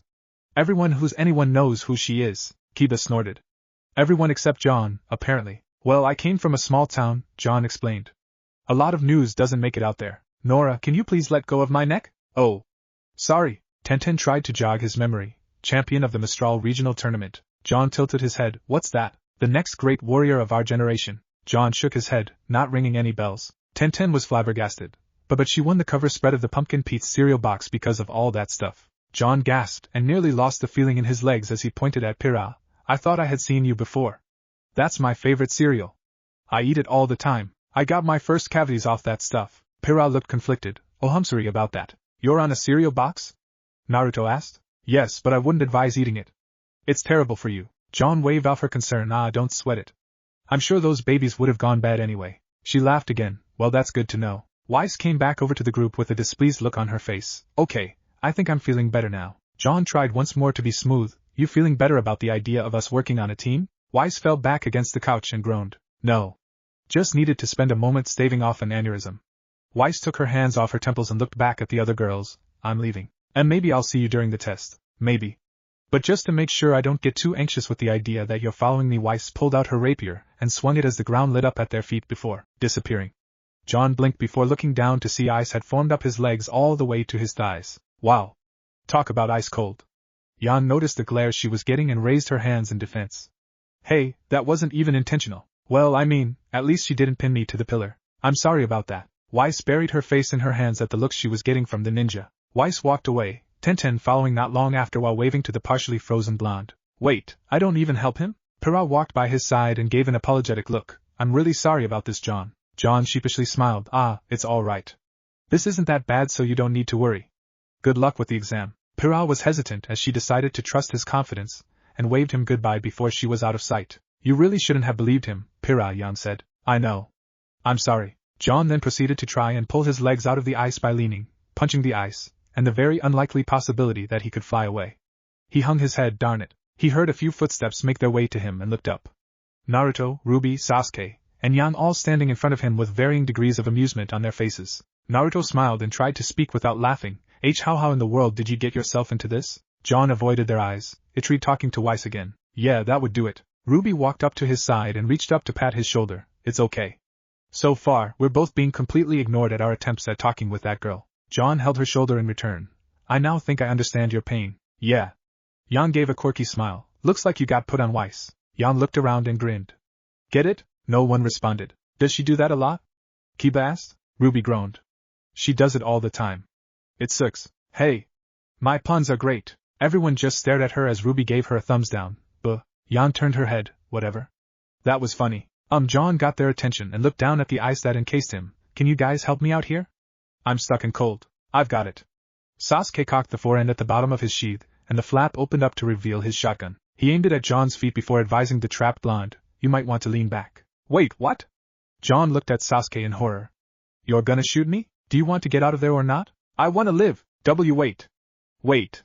Let's think about this. Hunting. Blake closed her locker door after grabbing Gamble's shroud and locking it onto the latch on her back. She started making her way out of the locker room and spotted the sight of several boys and girls making their way out. Some were stern and focused while a few were nearly jumping off the walls and full of energy, especially that girl bothering that boy with the pink highlight in his hair. Hey look! It's me, Blake was feeling. Bang. Gykkky? John groaned. Blake was doing her best not to draw attention and keep calm. No one was staring at her. No one could tell who she was. She was safe here, and as long as she could avoid attention, everything would work out. Kuwawa. Ren sighed and pinched the bridge of his nose. Honestly, Nora, I don't think that's the noise a sloth makes. In fact, I don't think sloths make noise in the first place. You don't know that. What if they just stay silent when people are looking at them? Maybe they have sophisticated conversations when we aren't around. Oh, maybe they wear top hats. I really doubt that. Naruto gave Rin and Nora a look. Why were you talking about sloths? 'Cause how else were we supposed to find each other during initiation? She was concerned that we would be partnered with strangers if we couldn't find each other in the forest, so she wanted to have a signal that only we would recognize, Ren explained. Naruto stared for a few more seconds before shrugging. Makes sense, I guess. Nora cheered at the validation. Blake listened to the odd but amusing conversation happening between two other students. She let a sense of relief and serenity develop inside her as she walked the hall. This is where she let past mistakes be buried. This is where all the insecurities and bad decisions were fixed. This is where she started anew. She wasn't going to let anyone change that. Blake grimaced at the looks she was getting from the ninja while her classmates fidgeted uncomfortably. Hey, whatever you did, it's in the past, Naruto said. It's never too late to start over. I mean, just look at me and Sasuke. We were a couple of thieves, and now we're hanging with you guys. Don't think my alternate self will ignore all the crimes your alternate selves committed. They stole millions from my family's company, and you will be held accountable. Naruto laughed nervously at Weiss's brutal shutdown. Blake turned to him. Thank you. Hunting, welcome students. Today is the day of your final exam to gain entry into Beacon. Ajban said with a cup of coffee in his hand and Glinda by his side working with a scroll. All of the new first-year students were lined up in front of them while standing on platforms built into the ground. He looked between all of them. You have been training for years to develop yourselves as warriors. Be it power, skill, technique, strategy, or any other strengths you have built over time. Today is the day where it all comes into play in the Emerald Forest. Nora was vibrating in her beanbag. This is it, Nora started shaking Pyrrha. This is it, Pyrrha. She scrambled from Pyrrha's lap and started shaking Ren. Ren, this is it. She turned her attention to Kiba and Akamaru. This is it. Sheesh, we get it. Ruby wasn't much better. We're gonna partner up and make our teams and kill tons of Grim and SHHHH. Oh, sorry. Naruto took a deep breath and looked between him to see he was positioned right between John and Ruby, with John being at the end of the line and Ruby standing right next to her big sister. Naruto leaned forward to see Sasuke somewhere down the row standing besides a huge guy in armor and another boy with a pink highlight in his hair. John, Naruto, and Ruby looked between each other with a nervous grin as Glinda continued the introduction. Now there have been some rumors spreading between the students that you will be placed into teams this year. Allow me to shine some light on this situation. Today, you will be assigned with other students as teammates. Some of the teenagers made small gulping sounds, but they steeled themselves for the situation. Ajban added, and the team you are assigned to will be the team you shall work with for the rest of your time here at Beacon. The first years were still surprised, but they knew as long as they kept their cool. And your teams will be made with the first person you make contact with inside the Emerald Forest. Wait, seriously? Kiba asked. They just put you on a team with the first people you see? Just your partners, Pyrrha said. Teams are made based on which chess piece you take. That still sounds like you're leaving the creation of teams entirely to chance, Tenten said. At the academy, teams are made based on how well you do on the graduation exam. The person who scored the best is placed on a team with the person who scored the worst to help them out. Jan shrugged. Meh. This stuff works out pretty well. John and Pyrrha shared a glance. It did. The students all looked between each other with varying degrees of surprise and uncertainty. And Ruby made the most pathetic whimper of her entire life when the natural, antisocial introvert inside of her curled into a ball and cried. Once you have made a team, make your way to the northern edge of the forest. But be on your guard, this forest is teeming with dangers that will not hesitate to attack you. If you falter, you may lose your neck. Anyone else getting flashbacks to our genin tests? Kiba asked. Oh yeah? No. Naruto, Sasuke, and Kiba shot Tenten a look. I had Guy-sensei, she said. I don't know what Kakashi and Kurenai told you guys, but for me it was a lot of, show me the flames of your youth. Naruto and Kiba shuddered, and Sasuke grimaced just a bit. Flames of youth? Yan asked with a snicker. Don't ask. John gulped. In the northern edge of the forest is a site holding several relics. Each team is to take one relic and find their way back to this cliff. From the time you arrive in the forest until you come back here, we will be evaluating you and your efforts. Ashbin looked at all the new students. Are there any questions you might have about the test? Several students raised their ha. Good. Then let's begin. Take your positions and prepare your landing strategies. That is not a good teaching policy, Pyrrha said. John nodded. So you guys are basically screwed, huh? Kiba asked. Nah, we're good. Nora pumped her fists. We're gonna kick ass. The students all bent their knees, some of them taking out their weapons and making stances while others just braced themselves for the jump. John was confused. Wait, our what? Your landing strategy, Mr. Ark? John didn't even seem to notice as the platforms they were standing on started propelling students down the line through the air and into the forest. Yeah, but I don't know what that means. John put his head in his hands and wished for his on-screen self to stop talking. Sasuke gripped his sheath as he was hurtled into the sky and flew over the trees. It's your individual way for landing on the ground and moving through the forest. Yang took out some aviator glasses she had clipped on her collar before seeing Naruto and Ruby looking towards her. She grinned and saluted them before she was catapulted off the cliff. But why would we be landing? John, your lack of situational awareness is alarming, Weiss said. You need to work on being aware of everything around you. I know, but that looks like a lot of fun, Naruto cut in. I want to try it. You can easily jump higher than that, Sasuke said. There's no point to a catapult, Kiba snorted. So what? Just get a really big catapult. Akamaru barked. Because otherwise you might sustain injury if you don't brace yourself. Ruby smirked, and was shot off like a bullet through the sky. Naruto watched her fly before he reached back and tightened his bandana with a smirk. But why would I? Naruto whistled and caught John's attention before the whiskered blonde waved goodbye. His platform shot out from the ground and he flew off while laughing at the top of his lungs. John was the last one left on the cliff. He looked down at the platform he was standing on and whimpered, Can I take the stairs? No. OWHYYYYYYYYYYYYYY. Ashbin and Glinda watched John launch and could see all the students glide through the air. It was out of their hands now. It was now up to them. Naruto scratched the back of his head nervously. His other self had said John would probably die. He was joking, but as Naruto watched John tumble through the air, he had to wonder. Hunting. Ha ha ha ha ha ha. Naruto laughed like a madman as he kept a hand clamped on his bandana so it didn't fly off. The other students either landed already or were out of his sight, but he was still soaring over the treetops. It wasn't every day you got to experience something like flying. Or in this case, falling with style. Speaking of style. Spin. Twirl. Airplane. And a front flip for style. Ha! Alright, that's pretty cool. I definitely have to try that out when I go flying. Ren perked up. You can fly? Yeah. I just learned how, so I haven't done it much, but it's awesome. You can fly? Yan asked. Oh, you gotta show me that later. Naruto's fun had to take a back seat as he felt his arc reached its apex, and he started falling towards the trees. Both of his hands reached into the pack on his tailbone, and pulled out a long strip of steel wire. He held the wire in his mouth before reaching back and pulling two of the smaller blades out of their sheath. He locked the wire together around the hooks of the blades before kicking one of them sharply at the top of a tree. The small sword was embedded into the wood and Naruto immediately came swinging towards it before he gave a quick yank and the sword was pulled out. He continued using the sword and wire combo to swing from tree to tree and ease his way through the forest. When he finally started to see the ground, he pulled both swords back to his hands and vaulted off a lower branch. He spun through the air several times before landing perfectly on the ground like a gymnast. He held his swords over his head before he laughed. All right. October 10th. He heard some rustling and looked back to see several trees and branches start falling to the ground after he had accidentally cut through them. He shrugged his shoulders before sheathing his swords again. Meh. 9.5. Nope. 10. Hunting. Ruby jumped from branch to branch before landing on the grass in a crouch. She looked back up as her hair settled around her face before she sprinted at unbelievable speeds through the forest. Her eyes looked focused and ready for anything. Ruby pumped her fists. I can do this. Her thoughts on the other hand. Oh no! Oh no! Oh no! Oh no! What kind of test is this? Are you sure about that? Naruto asked. Ruby did not look sure anymore. Well, I did it the first time. You got this, Rubes, Yang reassured. I bet you'll get Weiss again. You'll be fine. I'm stuck with the first person I see for the next 4 years. I don't know people. I can't handle conversation. Okay, breathe Ruby, just breathe. Just look for somebody you know you can work with. How about John? Yeah, John's a good choice. He's nice. He's funny. He's a bit slow when it comes to dangerous situations. Okay, maybe not John. Sorry, John. John sighed. I get it. How about Naruto? Yeah, Naruto's a great partner. He's confident. He can hold his own. He might start a fight at the drop of a okay. Naruto will be a backup choice. No I wouldn't. He's kind of a spaz, but I don't think he'd start a fight, John said. Naruto frowned.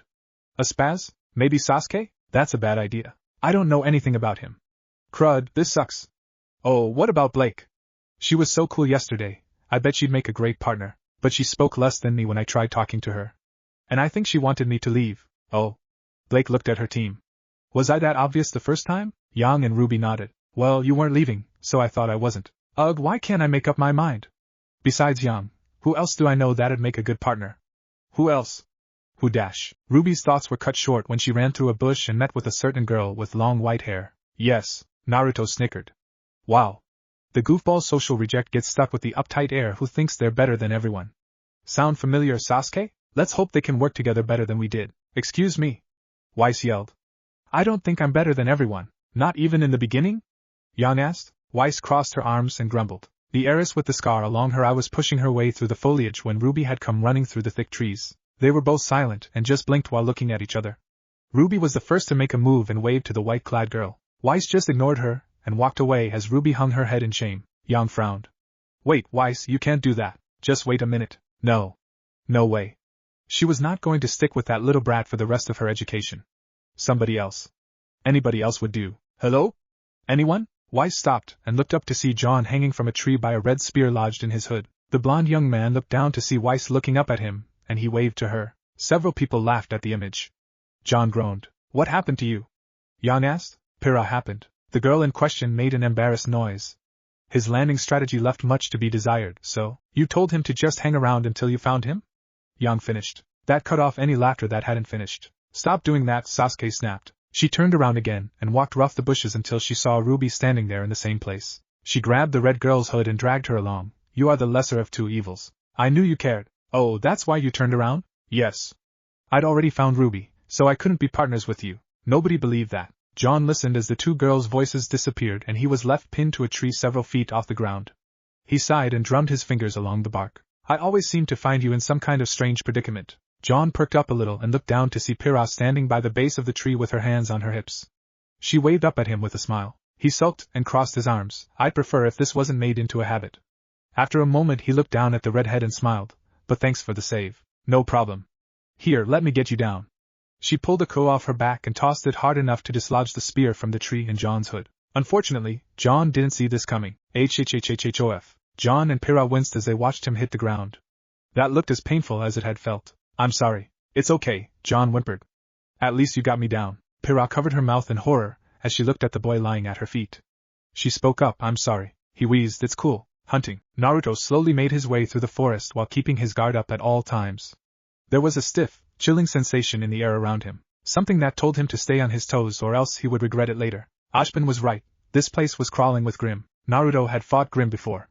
Hell, if you had a weapon and called yourself a fighter anywhere in Remnant, then you would have had to fight a Grim at least once. It was like a rite of passage. Naruto heard the sound of movement rustling the bushes behind him. He stopped moving and started looking around his shoulders as he slowly reached up to grab his sword's hilt. The thing hiding in the bushes jumped out and Naruto pulled his sword out to stop an attack. He was met with a barrel at the end of a tonfa being aimed right between his eyes. The tip of Naruto's blade was only a few inches away from the boy with the wild brown hair. In return, his mechanical tonfa had extended a machine gun barrel from its tip and aimed at Naruto's face for instant retaliation. Naruto and Kiba stared at the face-off between their counterparts for several seconds. Kiba groaned. Great, I'm stuck with you for the next 4 years. Hey, at least you got me as a partner, Naruto countered. I got you. I think you mean you got me as a partner. Kiba groaned again and leaned back. Why can't I have Akamaru as a partner? Every Inuzuka has a dog at their side, but you guys are friends, right? Ruby asked. You'll get along just fine. Well, yeah, but Naruto gestured aimlessly. Couldn't I have gotten Sasuke? Or Tenten? I still don't get why I can't be with Akamaru. Bark, they're too similar, Ruby, Tenten said. They can work together just fine, but put them in the same room and chances are they'll rile each other up. Yeah, that. Naruto spoke first. Lower the weapon. Hell no, you first. Nah, I don't like a machine gun pointed at my face. Well, I don't like a sword pointed at mine. You're the one that came jumping out first. I was just protecting myself. I felt a presence moving behind the bushes and I acted. Ashbin said that this place would be full of things trying to attack us. I just wanted to make the first strike. You don't have a partner, do you? No. You, Kiba groaned a third time. Damn it. Both boys were silent for a moment before they lowered their weapons with a dissatisfied sigh. Naruto sheathed his sword, name's Naruto. The wild-looking teenager hooked his tonfa away. Kiba. Well, Kiba, I guess we're partners now. Kiba nodded his head but looked off to the side. Yeah, I guess so. The two strangers were quiet as an awkward atmosphere settled between them. Now that they were experiencing it, it was pretty unnerving to know the first person you met in the forest was going to have your back for the next 4 years. So that's it? Naruto asked. We're partners now? This is pretty underwhelming. Weiss gave them a look. Were you expecting grand speeches and flawless teamwork in the midst of sudden battle? I mean, Naruto shrugged. Kinda? Weiss shook her head. That doesn't happen in the real world. It does in ours. Naruto clapped his hands. Well, we aren't gonna get anywhere just standing here. Let's get moving. He started leading the way. Come on, the cliff is directly behind us, so if we keep heading straight we should reach the site they were talking about. Kiba stood there and watched Naruto walk through the bushes. Kiba, why aren't you following me? 'Cause you're probably going the wrong way. No, I'm not. A moment passed before he re-emerged with a stoic look on his face, and he looked at the brown-haired man. Why aren't you coming? Because that's not the right way. See? You don't know that. Naruto raised an eyebrow. What? Do you think when he said north he meant directly that way? This forest is huge. North is a big general direction to move in. Kiba looked around for reference. No, they must have put the site somewhere that would be more difficult to reach. Naruto crossed his arms. Okay, then what do you think we should do? Kiba pointed in one direction. I caught the scent of something earlier before we jumped each other. I bet that's the path they took to get to the site. Naruto looked at the boy with the tattoos on his face in confusion and slight disgust. You caught a scent? Yeah. I'm an Inuzuka. Yeah. It's a skill. You know, something we're supposed to be testing in this exam. Naruto looked at him incredulously. And how do you know it's the right path to the site? Because the scent of perfume and milk was filling my nose. Kiba looked back at Naruto like he wasn't pleased with the idea of his abilities being questioned. Ms. Goodwitch was wearing a hint of something while we were on the cliff. And what do you put in coffee? He asked Naruto, who just stood there with a stone-faced expression. Kiba and Naruto glared at each other with the exact same expressions. Milk. Which means Ashbin must have been down here too. He pointed in the direction again. I know if we head this way we'll reach the site in no time. Naruto was silent for a moment before he asked, so did you get a good whiff of everyone or are you just interested in knowing what Ms. Goodwitch smells like? Great joke, dumbass. Kiba started leaving. Come on, follow me. Naruto stood there for a moment before he sighed and started following after Kiba. If they were gonna be a team together then this was going to be a long 4 years. Hunting. Weiss stood up and headed for the bathroom the moment the lights came back. The others looked around awkwardly. Quite a few things had come up this episode that needed addressing. Naruto took the initiative. Alright, guess I'll start. John, I think you're screwed. Yeah, I gotta wonder about that too, Yang added. I wasn't paying attention the first time, but you really don't know what you're doing. Pira frowned. Not everyone had the same preparation we did, Yang. You and I had the benefit of going to a preparatory school, but for the most part, John had to figure things out by himself. Yeah? I didn't have anyone to teach me about aura or swordsmanship. John ducked his head. I just picked up crochet moors and started swinging it. And you still got in? Talk about lucky. That's another thing, Tenten cut in. Am I the only one who's noticed all the barbs being thrown around? I mean, John got pinned to a tree dozens of feet in the air, and we mostly just laughed. We could all be a little nicer to each other, Blake said. She gestured to her fellow students. We know each other fairly well, she gestured to the ninja. And you know each other fairly well, but I think more than a few tempers have been raised just now. She looked at Naruto. You called Ruby a social reject and Weiss arrogant. Well, I was a social reject too. And Sasuke was so much worse than Weiss when he was a kid. It still hurt, Ruby mumbled. Naruto scratched the back of his head. Well then, sorry I said that. Yang, Pira said pointedly. Yang gave her a flat look. What? You need to stop hitting people. Ugh, fine. If you're gonna be this anal about it, she muttered the last part under her breath. Tenten turned to Sasuke. You could be less callous too, you know. HM? You shot John. Yeah, that would have been really painful. Was there any other way to get him out of there? Sasuke asked. Really, what else could I have done, besides waiting for the ice to melt? Silence. He has a point, Rin conceded. The bathroom door opened just then, and a tired-looking Weiss walked out. She stood behind Pira's couch and sighed when everyone looked at her. I realized that I did not give the best showing of myself. Both my alternate self and I were unnecessarily spiteful. I apologize for that. Reliving my first few days at Beacon has made me remember how aggravating I found Ruby, Yang, and John, and I fell back into old habits. So I will do better from here on out. Naruto looked around with a smile on his face. Well guys. I know it wasn't much, but I think we've aired our grievances. Ruby burst into a cloud of rose petals and tackled Weiss to the ground.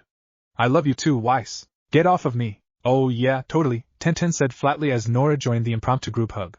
We're all better now. What if Konoha reads neglected Naruto and RWBY? And thanks for watching my video till the end. If you enjoyed this content, then do consider subscribing to my channel. And leave a like if you guys need the next part. Comment down and thanks for watching the video and see you guys in the next video.